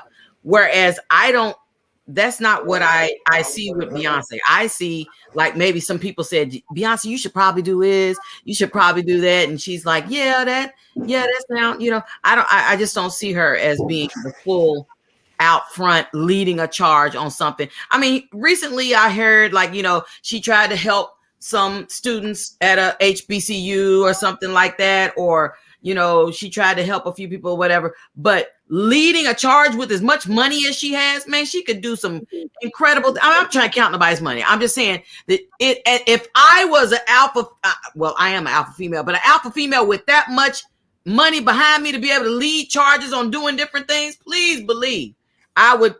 I just sky's the limit. The type of things I would move forward. Okay, so I'm gonna throw now. I can't believe I'm defending Beyonce. This is more of a Dr. Smith thing. So I was reading up on something that I guess that Beyonce and Jay they got some foundation, and they're giving out money to kids to go to like school stuff and some other stuff. It's like 5 or 6 different things. Mm. Does an alpha have to move loudly, or can they move in silence? I think your best alphas move in silence. See, that's what I think. I think your strongest alphas move in silence. That's what I think. And that's why it's hard for me to say she's not an alpha, because when you go and study and look what she's doing, she's making a lot of moves. You just don't know about it. But I mean, I don't agree Beyonce is the alpha. I just said I think alpha. No, I got you. I got you. Silence. I think the be problem. wrong. I could be 100% wrong on that. By the way, I think the problem with the conversation is that it is such a gray area that's wider than the ends of the spectrum. You know what I mean? Yeah. No. It's a thin line you have to walk. You got to be confident without being arrogant. You know what I mean? Right. So once you cross that line, because truth be told, there are very, very, very few alpha. You know what I mean? Right. Most of us are a little alpha, a little beta. There are very few of us are all alpha because we have confidence in one area and lack confidence in another. Okay, I went to the comment I posted to you, Lloyd. So there's only one alpha in the pack. Everybody can't be an alpha. Everybody can't call themselves an alpha. A lot of people do though, Ryan. And see that when I made my initial statement, I don't want to be in a pack. That way, I don't have to worry about who the hell the alpha, the beta, the delta, the gamma, or the omega is. And I think that's what makes I can wear all 5 hats. I think that's what makes you more alpha, though. An alpha doesn't need alpha is good with the group, but he don't need the group. Alpha is good. Yeah. I think that definition may work for animals, but I don't think it works for humans. I think alpha males can roll in groups of people. They will rise to the top. They don't necessarily have to start at the top. But if there's 2 alphas in a group and one alpha jumps over to the top, it's still one alpha. You are now the beta. What do you mean rising to the top? What does that mean? We both came in the group together, 10 of us. We all said we're alpha males. Right. Somebody's going to take charge of that group of 10. That's your alpha. The rest of them are betas. For instance, people that, if you are running for president of the United States, you're probably an alpha. You just Joe Biden is not an alpha, and Trump was not an alpha. You just can't. Wow. You just can't run for generally speaking that position and not be an alpha. So most people that run for the office is an alpha, but yet one of them takes vice president, and they coexist together as both alphas. Now the position might be. You thought Mike Pence was an alpha? Listen, most people. You think both Bushes was alphas? Most people that step out, you have to think. And Quayle was an alpha? You have to think highly of yourself to bust that move. That is a major alpha move. The move is an alpha move, but it doesn't mean an alpha took the position. I don't call it an alpha. I don't call it an alpha move because the people who got you in that role built you into that role. You weren't the alpha that got there. Question. Who is more alpha, Joe Biden or Colin Powell? And you served under Colin Powell. Well, most people. Colin Powell. You have to. Colin Powell. You have to understand. Joe Biden's been around and been in charge for a long time. No, Joe Biden has been around and been elected a long time. He looks like some frail guy, but at this point, but he was in charge for a long time in the Senate. I mean, you can be a manager at McDonald's and be in charge a long time. To me, your ass is an alpha. You can't be a successful manager without being an alpha. Somebody can appoint you to the position or hire you, but to be successful, you have to be an alpha. And that goes back to the point. These people in their president role was appointed and hired. Doesn't necessarily make them an alpha. One side. Based on what you just said as a definition, do you see Donald Trump as successful? I see Donald Trump as an alpha. He's successful. I don't see him as an alpha. He's an alpha. Yeah. He might be an asshole, but he ain't an alpha. Yeah, I think we got to. Yeah, there's a total definition between what a true alpha is. You can't get that many people to follow you and run and chase and jump up on the Capitol steps and the building. You can't get that type of motivation without being an alpha. You have to be able to motivate people to do what you want them to do without them even knowing that you're motivating them to do it. So you motivate hate. You motivated hate because you said black people was going to take over and they stormed the Capitol. We don't call that an alpha. I understand what you're saying, but that's still alpha doesn't have to be good. Now you can be an alpha and be a complete. Listen, Hitler was an alpha. So as an alpha, we're saying an alpha has the charisma to move crowds. Based on what you just said. Uses it for good or uses it for bad. No, right. We're not going to quantify. I don't think we should quantify that part. That doesn't matter. Right. He has the charisma to move crowds and motivate crowds. So by that definition, how y'all still saying, see what I did there? That Beyonce is not an alpha because that's what she does. That's her whole thing. We're talking about art. That's art now. We're talking about singing. It doesn't matter. It doesn't. But I said that she's an alpha in her lane. She's not an alpha in their relationship. Nor would I even say she's an alpha in the music business, not the business side of music, but in entertainment, just in entertainment, she's alpha. Listen. Janet Jackson, one of the shyest people on earth, successful, not an alpha. I agree with that. So, do you see Janet and Beyonce as the same? What do you mean the same? As in alpha? They can move a crowd. They can motivate people to dance and sing. That's what I'm saying. I'm compartmentalizing. What I'm saying is, because you asked the question earlier, can an alpha and an alpha coexist? My thing is only if both understand the roles that they play. Her role is to entertain, but Jay's role is to lead. Joe Biden's role is to be a figurehead, but he's not. I wouldn't call him an. Is he motivating anybody to do anything? Was Michael Jackson an alpha? Yes, I would say yes. I would say yes. In his field, yes.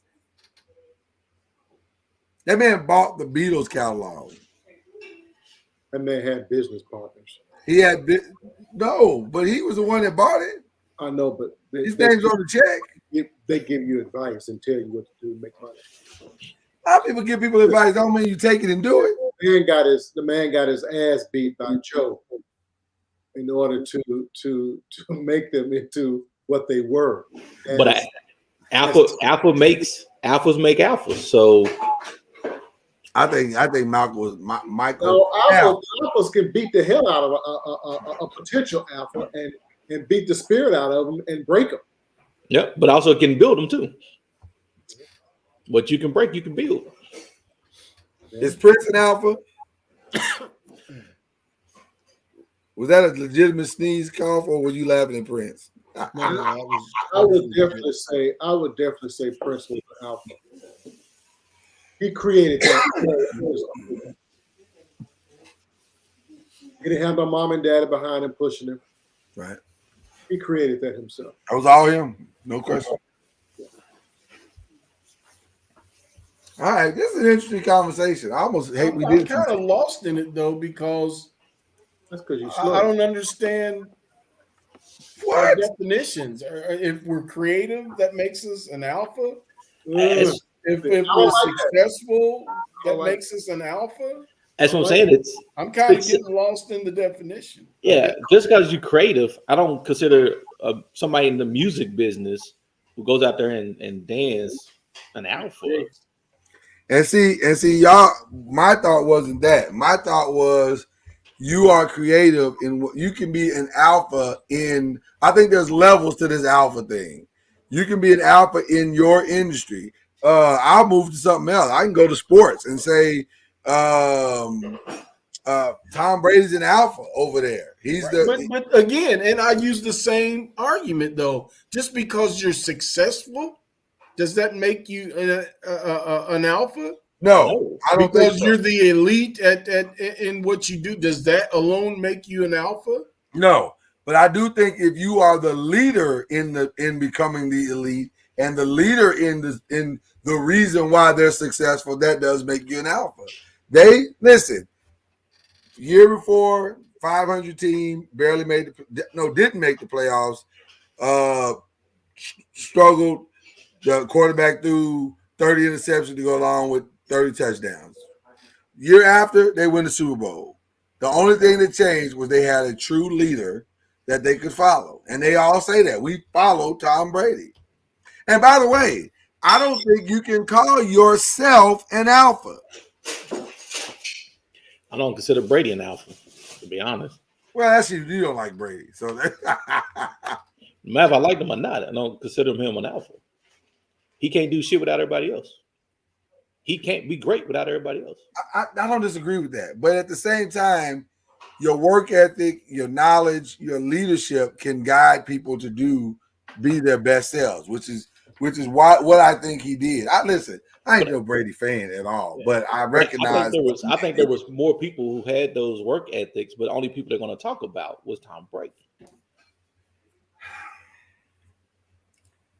I don't know. That. All I know is if the year before they could barely get out the gate, the year afterwards they had confetti falling from the sky. I understand. So, but I understand there was a lot of people who had to make it happen. I don't disagree, but I think it's hard to, and I'm not trying to make this a sports thing or a music thing. What I'm saying is we're missing what I think the definition of an alpha is. And again, maybe that's the core of it. Y'all just don't agree with my definition of an alpha. I think an alpha influences and causes people to do. Alpha doesn't necessarily do it all, Ron. An alpha is the one that is the catalyst for it to get done. You drop an alpha in a situation, and all of a sudden, these things start to happen because that alpha is saying, this is the way we need to go. This is what we need to do. Let me empower you to do this. Let me step back and let you lead on this. But the alpha is the one that's kicking it all off. But then I would call Belichick the alpha of their team. I wouldn't have called Brady the alpha. Well, in New England, I would say that. I would disagree with that. I don't think Tom was more alpha than Bill was in New England based on the structure of what they have. But again, we can go to whatever industry you want, and I'll say the same thing. Steve Jobs didn't create the iPhone. He just created the vehicle where the iPhone came through. So his ability to empower people to be great in that company makes him the alpha. They follow his lead. That's what I'm using as a definition. Now, the other definition of what we're working with tonight, that's a struggle for me. I don't get that one. So are all alpha males successful? No.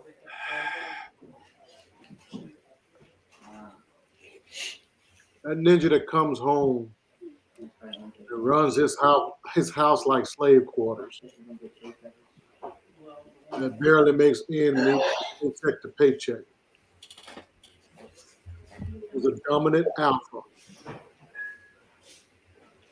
Not successful. But what's your definition of success? Is money your definition? Or the fact that he raised his kids, got his kids to what they had to get through, made some beautiful kids, made them successful, made them positive people in society. Is that success? That's my definition of success. I don't have to. I don't need to have $1 billion to say I'm successful.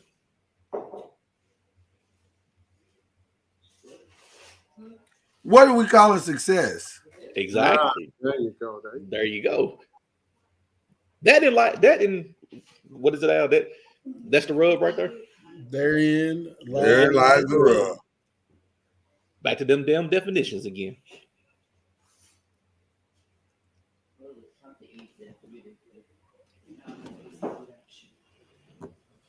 It's not always about money. I want to know.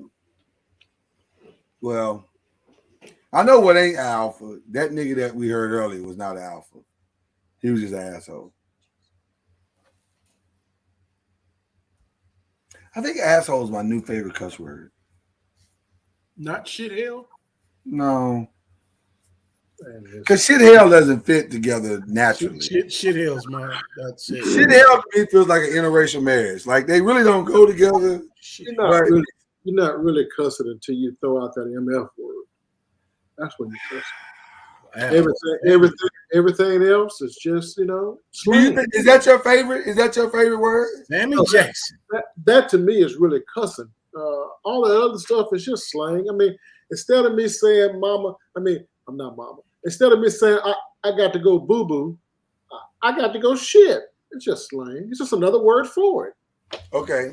Instead of me saying vagina, I say, I got you, mama. No, I got your ass.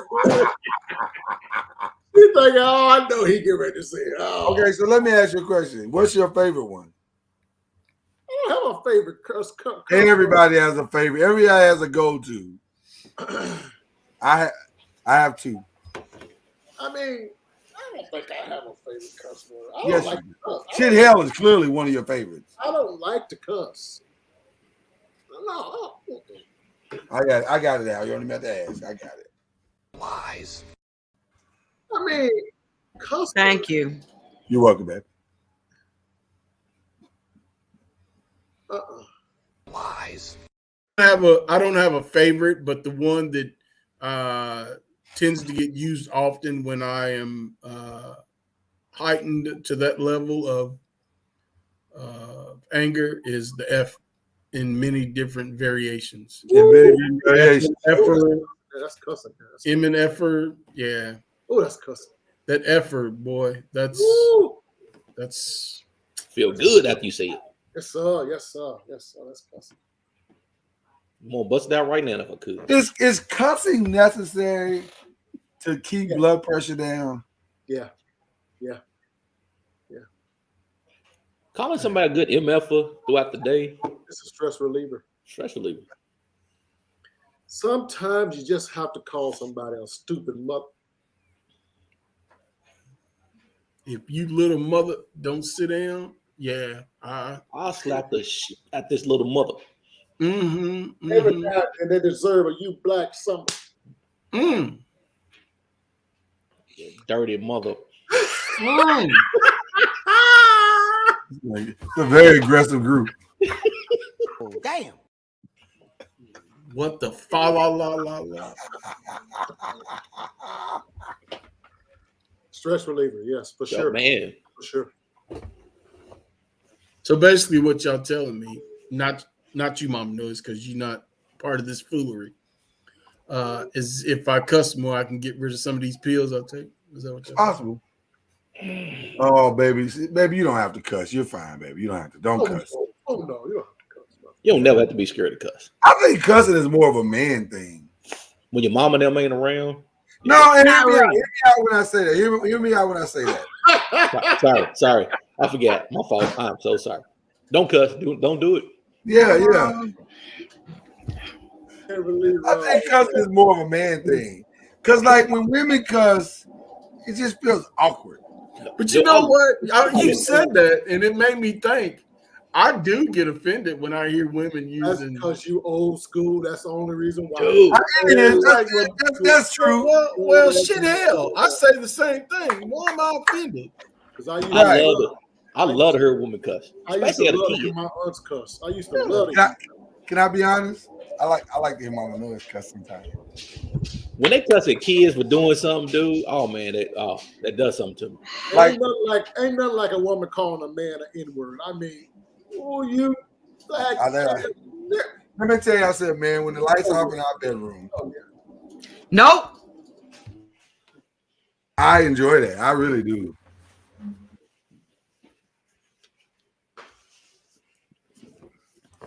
Mama knows I don't know how you put up with it. Oh, we go clam up. Boy, you ninjas, boy.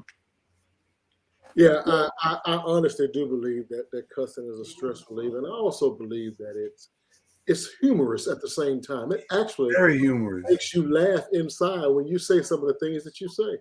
Sometimes you say it out of anger, but sometimes, it's like, makes you laugh. And some people need to be called some of those words, man. Because some of the combinations I hear, boy, I chuckle. Yes, sir. Yes, sir. I've heard some combinations. You can't call nobody ignorant, some of them without laughing at something. Cool. All the time. Well, here's the truth. I really don't trust people that don't cuss. You said that before. I really don't, because Tell me why. I'm curious. You're holding back from what comes natural.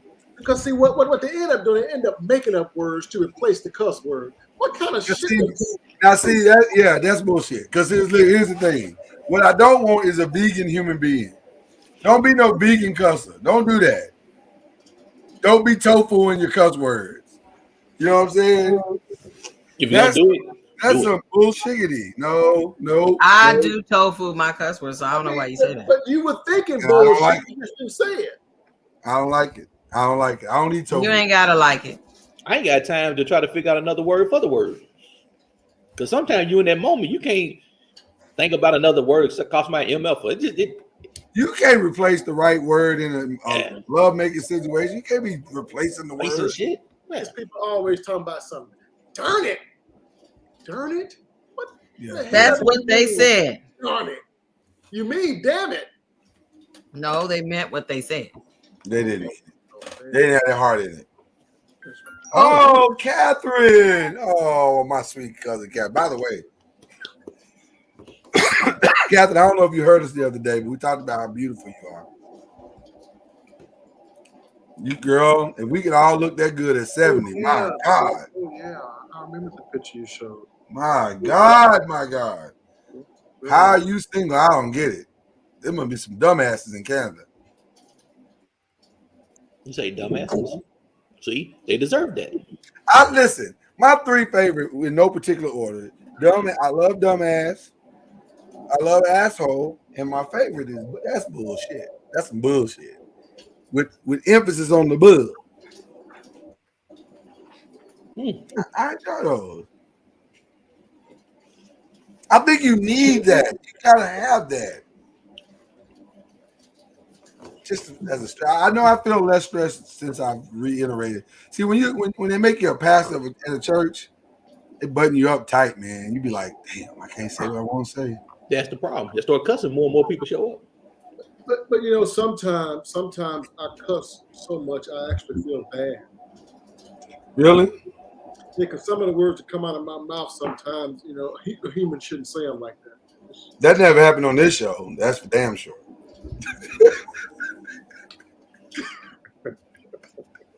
It's just a word, man. Those feelings of frustration and overwhelmness that you're talking about, that shit has never happened on this show. Honestly, that is the truth. This is my opinion. I don't believe you're cussing until you say it with anger and to demean and put down. That's when I truly believe that you're cussing someone. Okay. Otherwise, you're just saying slang words.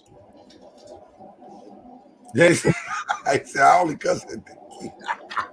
That's generally when I feel bad when I cuss at the kids. I don't never feel bad cussing. I don't cuss at the kids. I don't cuss at my kids. I would never cuss at my kids. My kids tell in heartbeat. I don't ever feel bad about cussing at them. I ain't saying sometimes they need it. I said I never do it. That's not what I said. We talked about two different things. I just don't do it. I don't do it. I want that to be their personal choice when they get older and leave my house. But I will reserve the right that if they try to bring that cuss back to me at some point, to slap the shit out of them. Come on now, y'all know y'all gonna slap the shit out of your kids. They try to cuss you out. Nah, once they get that certain age. Yeah, it's a double standard. No, you ain't gonna let them slide, Ron. Stop that, Ron. You ain't first of all, Vaughn ain't letting nothing slide. Vaughn almost choked the boy out the other day. For some cereal. But that's different. That's money involved. That was money on the floor. He was called an animal the whole time he dropped that. Right, that's what I'm saying. She was trying to choke him out the other day. And Ron, I know you. I know Jerron. I know you. I know you'll choke him out. Yeah, I ain't got a problem choking him out. That's all I'm saying, Ron. Let's keep it 100. But a good choke out is good for people too.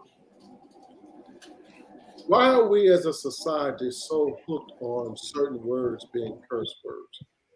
Every society has them. Don't misunderstand me. Every culture has them.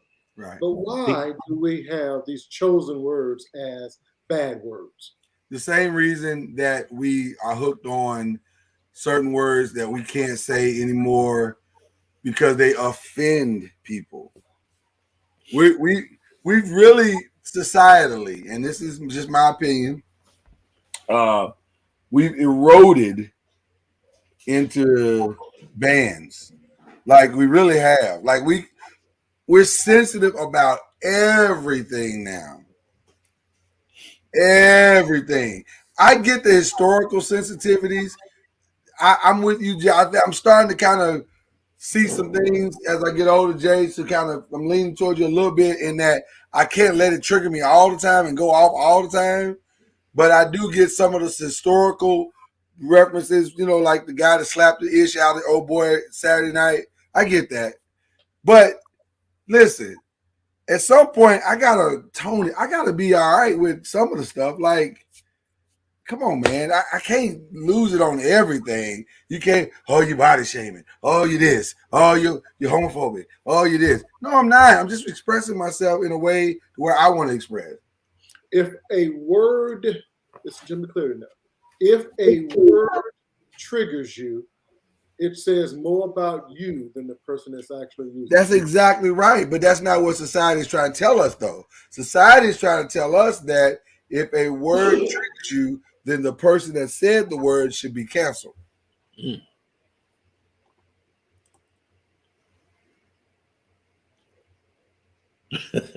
See, that's how I feel, Danny. We're not doing that. They gonna get you one day. Don't worry. They cuss whoever else. Anybody else can cuss out, they can feel free, but not me. Don't lose your life.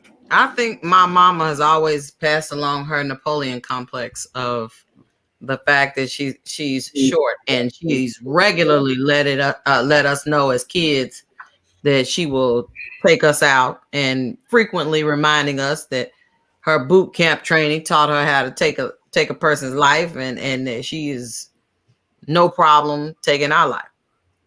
And so I feel like that whenever our kids try to let me know that they're so much taller than I am, as if that gives them some type of liberty or something because they're taller than I am. I tell them all the time, you may be taller than me, but I'll catch you in the throat.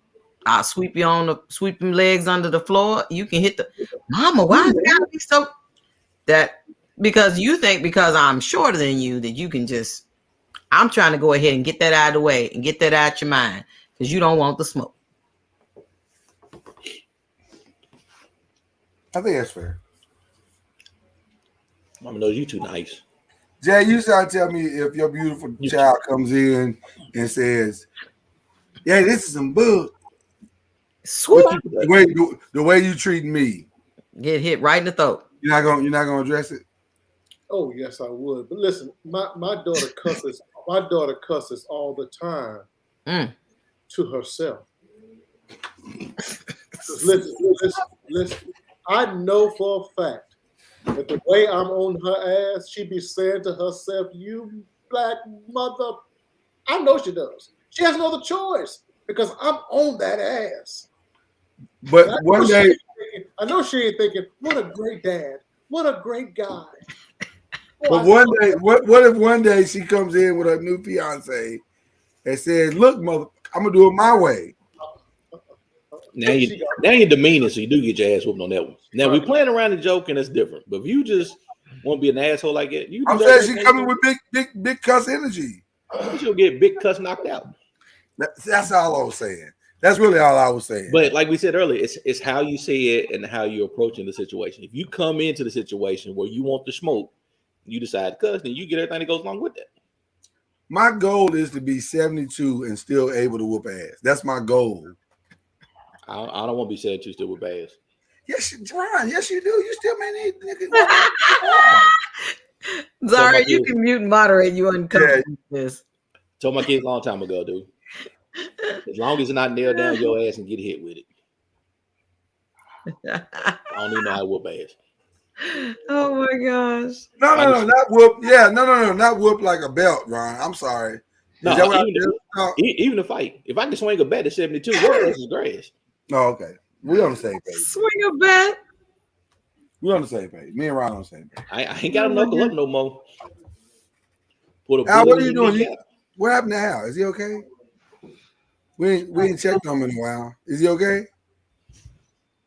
Al, you all right? I'm nervous. Well, he's okay. He probably had, after he finished eating, some people, food passed right through him. Okay, you know why I'm laughing? Because it's true. Oh my true. Ain't nothing like good old duck when you're done. I say that all the time. Mama Noise don't like talking about it. I love talking about it personally. I think it's a beautiful thing, but Mama Noise is very sensitive. Natural. That's what Daddy Bell said. He had the boo boo. Oh. Now, see, to me, that's a cuss word. Boo boo? Man got no business saying boo boo. Boo boo. Boo boo. You offended. I don't want that. Daddy Bell, you offended cousin Noise with the boo boo. Boo boo is one of the most ridiculous words in the English language. There's no way to make that. Is that worse than a man saying I got tinkle?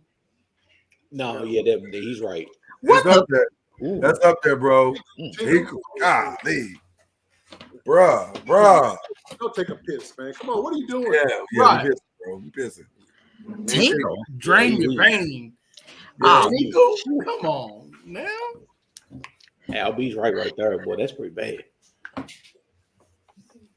Mama Noise, I got a question since we talking about bathroom behavior.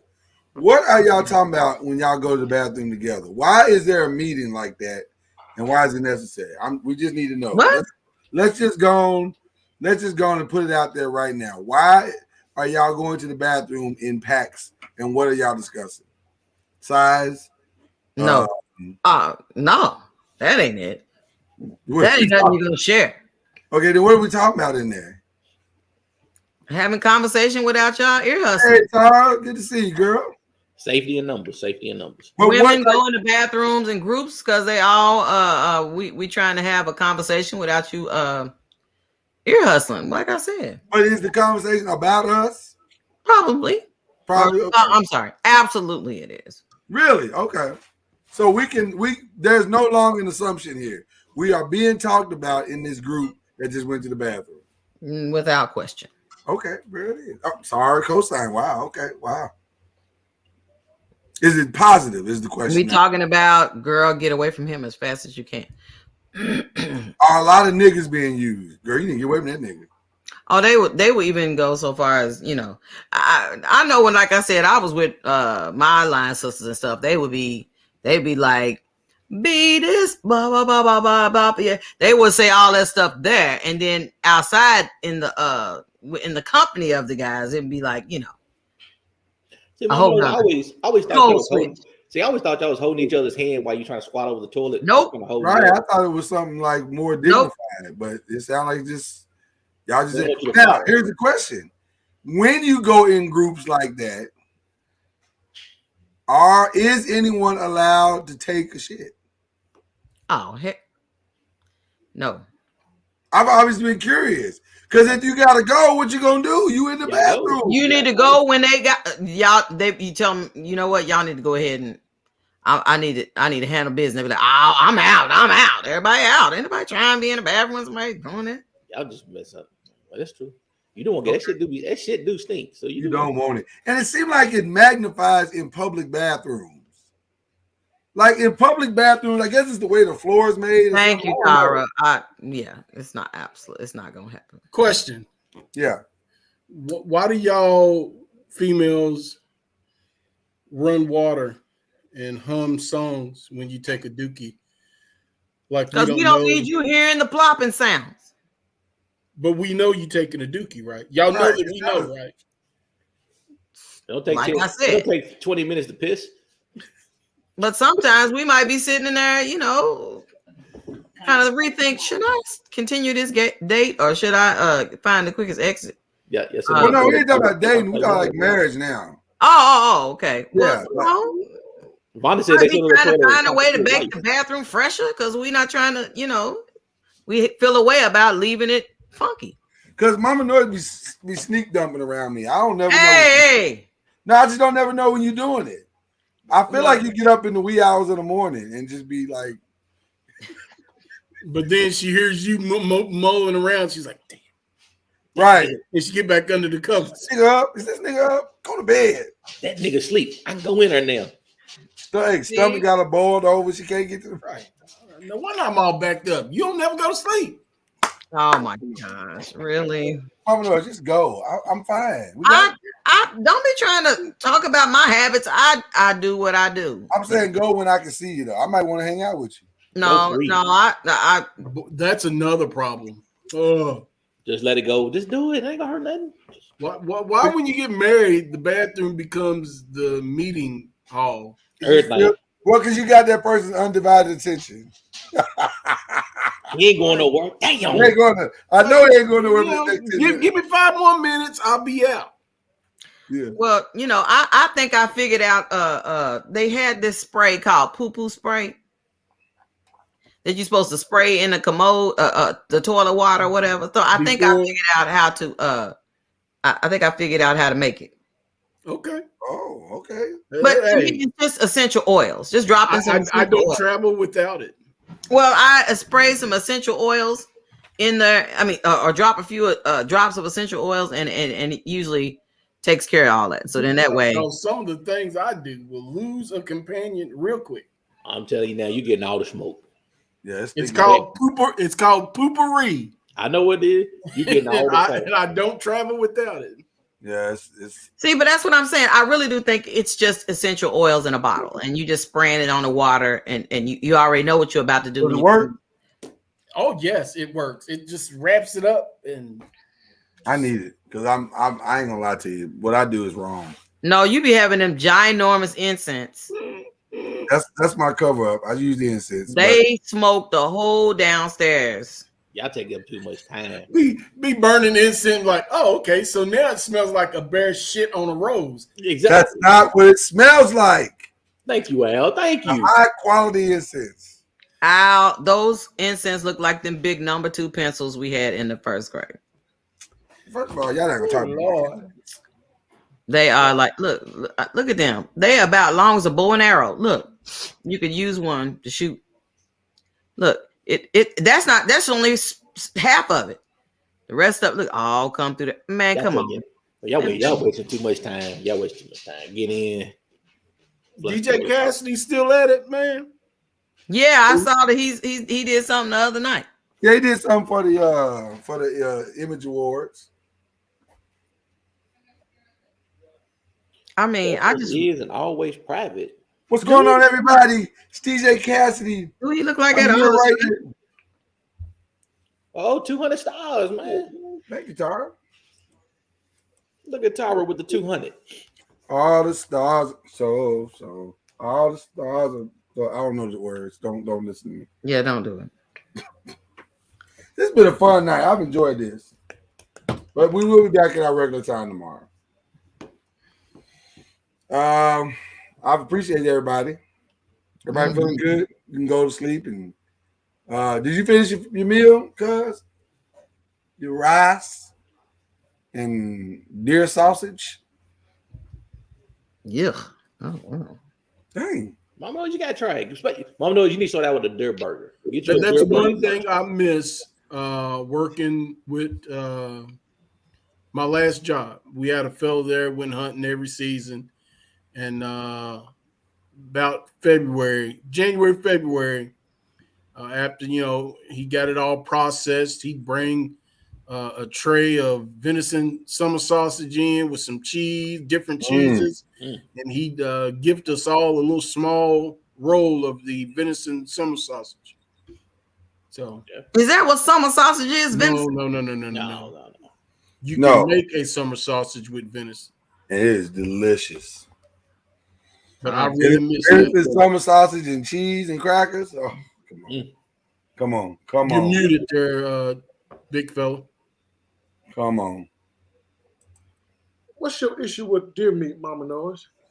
My grandmama tried to trick me with some of that one time. I said, "What is happening?" Have you ever tried it? Have you ever actually tried it? No. After I had that dishonest situation, I said, "Okay." I got news for you. You First tried. time, You just don't know that you have. now see, you can't be trusted. They put it in chili. I put it in spaghetti. Nope. Spaghetti and chili. That's all right. That'll be the I last. haven't done. Well, it was gifted to us. The reason why I did it because it was gifted to us, not because I went and bought it. Well, you should have giftedly told me. You just said you was told with your grandmother about the fact that she tricked you into eating some liver, and you thought it was steak. Well, no, she didn't trick me into anything. She told me she tried to trick me and say that this is steak, and I knew it wasn't steak based on the first taste. I'm like, I'm not eating this. So same thing. Well, you ate yours though. No, but see, you tricked me. You didn't tell me. Trick is such an ugly word. I feel like you can call it what you want. You was dishonest. Trick is a cuss word. That is a cuss word. Yeah. What I did is offer you nope. a wonderfully delightful meal from a different perspective. Nope. You trying to glaze it up. You was wrong. Chad said your name is Bambi. And I gotta hear about it on a podcast. That's when I hear about it. Shame on you. Shame. Mm-hmm. It's Don't like be shaking down. It's like everything else. You treat it right, soak it in some no. Get some of that gamey taste out of it. It's good. The one thing about it, putting it in spaghetti, the acid from the tomato kind of cuts through the game. Mm-hmm. So you don't really have to do much soaking. It's just, you don't taste it. Nah, don't be trying to guss it up down. Mama Noise, what is wrong with you? Why does something gotta be wrong with me? Because I don't want to eat venison. You eat chitlins. You eat chitlins. And you acting like a meat that we ate back in the day because we were hunters is off limits, and you eat chitlins? Mama Doers, you do realize that chitlins smell like boo-boo. No, they don't. And see, I always give credit to your mama, but see how you keep on acting out. You can still give credit to my mama. No, I said your mama made the best one. Now all of a sudden, you go ahead and eat it. Mama Noise, both things can be true. My mama could have made the best chitlins, and they still smell like boo. How can somebody eat chitlins and frown up at anything else? That's all I'm saying. What? And I love chitlins, but I don't frown up at food. And here you are frown up at deer meat, and you eat chitlins. What is your point? I am different, and I'm okay with that. You call that different? Didn't nobody say nothing about your pig ears? Pig ear sandwich. I don't frown up at meat. I eat it all. Explain pig ear sandwich. Well, pause on that. You eat all animal meat. Don't just say eat meat. I eat it all. You ain't even got to cook some of it. You ain't even got to cook No. Listen. Animals. Just have it warm and pink. Just warm and pink. Stop. You're not hearing it. You're not hearing it. Meat today has a different connotation. So you gotta be clear about your adjective. Animal meat. Have you had mountain oysters? Yeah. Nope. Wait, you live in Colorado. They enjoy them too. Cause you put anything in your mouth, won't you? Anything. Okay, I can't.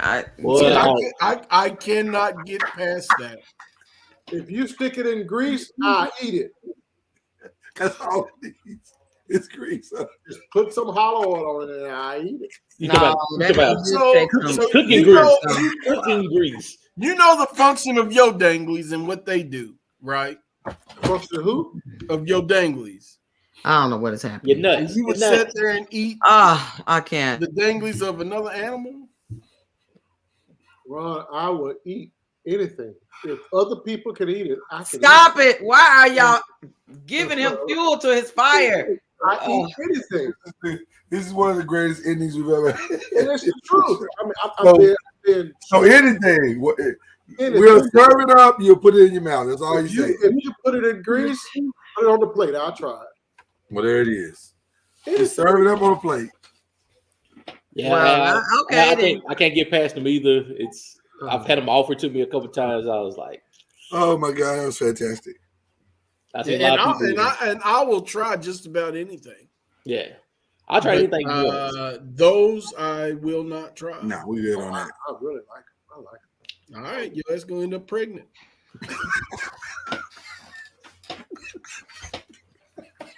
Well, at least we know you know how to swallow. Oh my.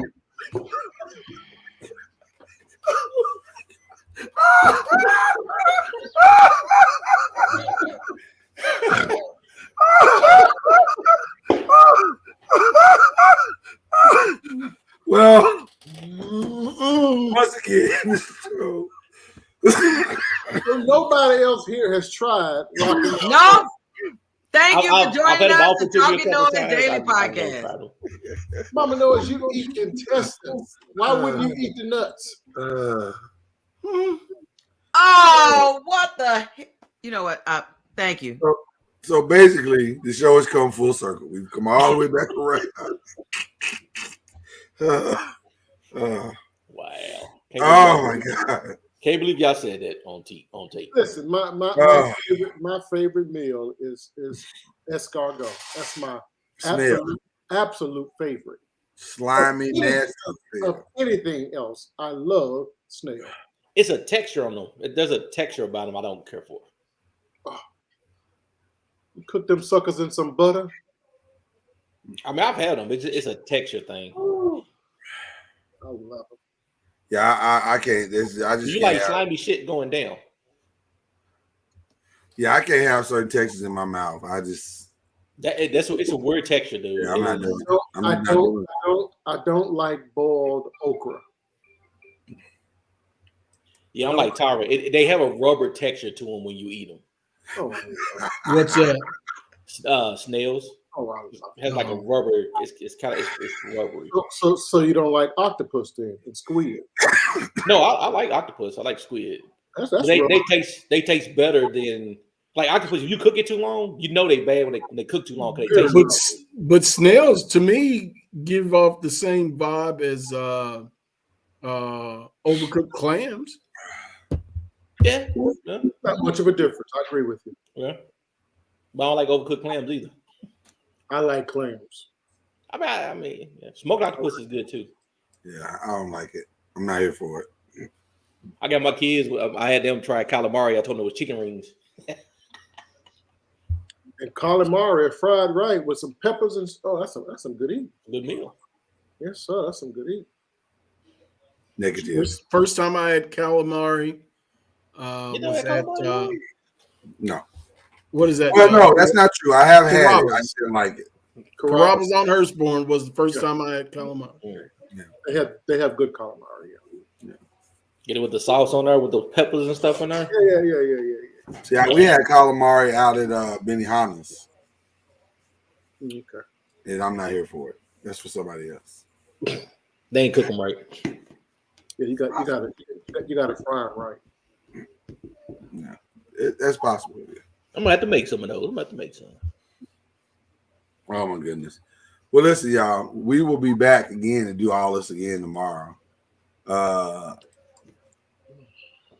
We got a good time. I know you got a good time. Imagine you're gonna go to sleep with all of this in your spirit. It's gonna be a beautiful night. Some people might get lucky tonight. Some may not. Oh my God. What? I'm not even going to share this with the noisemakers. Well, I guess I am now.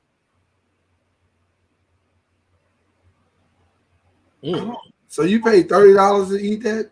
No, I'm just saying they sell anything now. Yeah. No, I'm saying, would you put that in your mouth, cuz? Hell no. Oh, cuz you don't cuz. Here's my stance. I've said it before on this here podcast. As long as I put in grease and butter, you fine. If other people culture eat it, I will try it. And oftentimes, I don't have a problem with it. I like meat. Do you like testicle meat? Like you prefer? I like meat. I like the meat from the head. I like the meat from the toes. I like meat. You like meat? Yeah. I'm gonna wait for you to go back tomorrow and replay this and let you hear. I don't think you see it, but it's what you see. You be like, oh, damn. He likes balls, guys. Just leave him alone. Just let him. We used to boil the head of the pig, and we would make hog head sauce out of that. I love me some hog head sauce. Hog head cheese and everything. If you season that stuff up good, man, that's some good shit. With some You have a very, very unique palate. Bruh. No, anything. You, Lloyd. Mama Noise, can you hear us? Yeah, she can hear us. Well, mute her. Or no, you can't. She's muted. She's muted. You could pass that off for him, and she'll never know. No, what is that? Those are Rocky Mountain oysters. Mm-hmm. You might be right. If I slice that up right, throw some cheese on it, they'll be like, "Oh, this is delicious." Is that a saltine?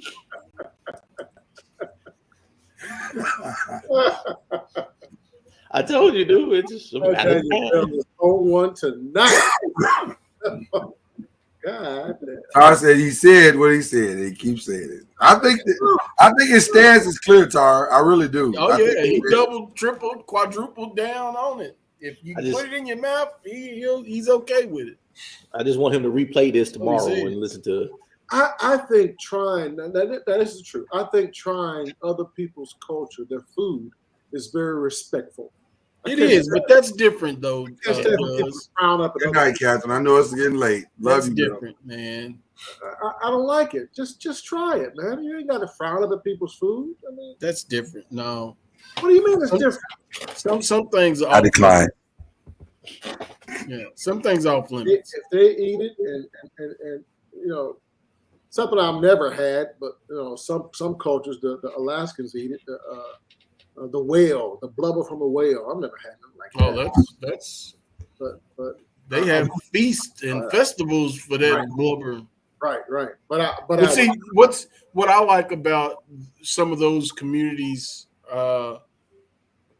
they go out and hunt a whale, and everybody in the township, the community, they all get together and they, dress that whale. Nothing goes to waste. Correct.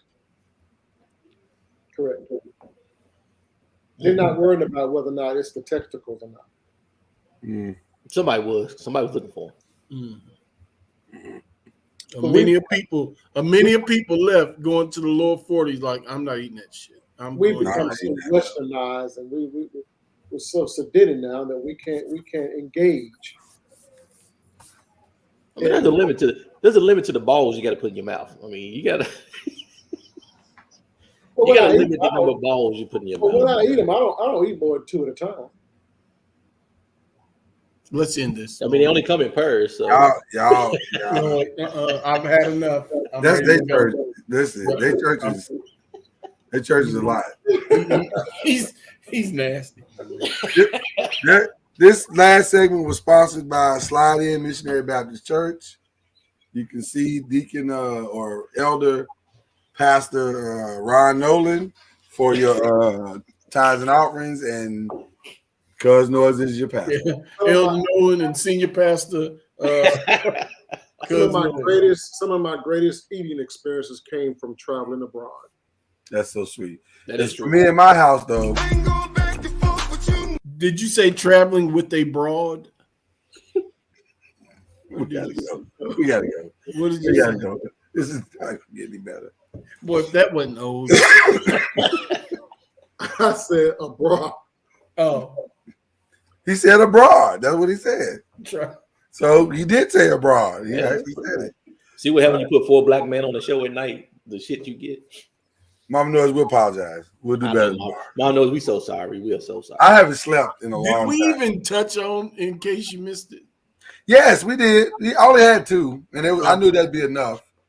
So we were fine. We did good. I'm not sorry for nothing that's been said. We know. No, because you like meat in your mouth. That's what you told us. 2 balls at a time. He said it. You are that dude. We have it on recording in perpetuity. Yeah. Only in pairs. Gives the new definition to balls to the wall. So we're gonna go ahead and leave for tonight. I feel sorry for you, gentlemen. So if I had 2 on my chest, would they be called chestnuts? I feel sorry for you, gentlemen, because one of these days you're going to be blessed to travel abroad. I've already did there. I've been there. And go and experience other cultures. And what you gonna order? A cheeseburger? I might. Chicken tenders, nigga. I'll take tomato Well, we soup. had a meeting tonight or earlier in the morning. That's why, Tara. That's why. And plus, we will make sure you can make it, Tara, so you can be there. We'll be back on our regular schedule tomorrow, so don't worry. I'll take 2 slices of toast and a glass of water for $300, Alex. Yeah. And when you go abroad, because as you know, a lot of times, whatever they serve, they don't allow you to make substitutions. It comes out, and it is what it is. I'll be one hungry motherfucker eating out of the snack machine. That's an MF word. There it was. Pop right out. Hitting up the concierge. My man. Here's a 20. Go grab me a burger and a fry. My man.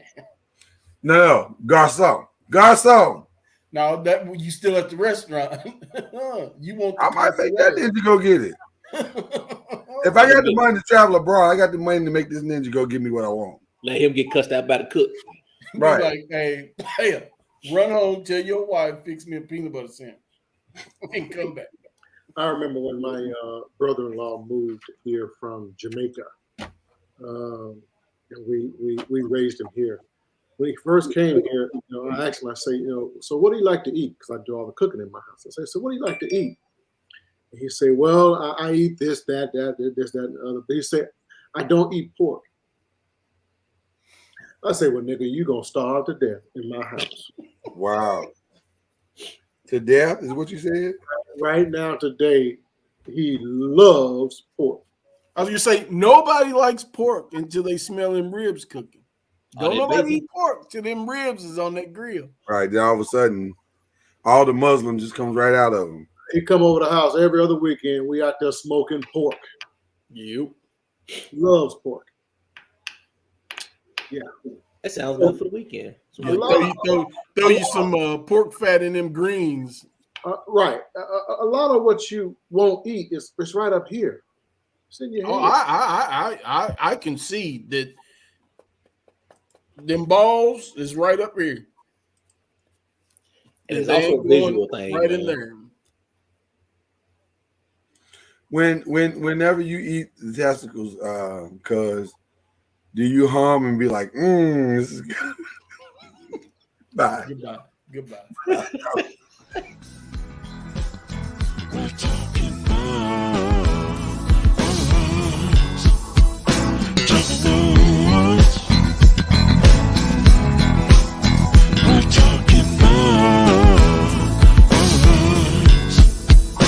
Just noise.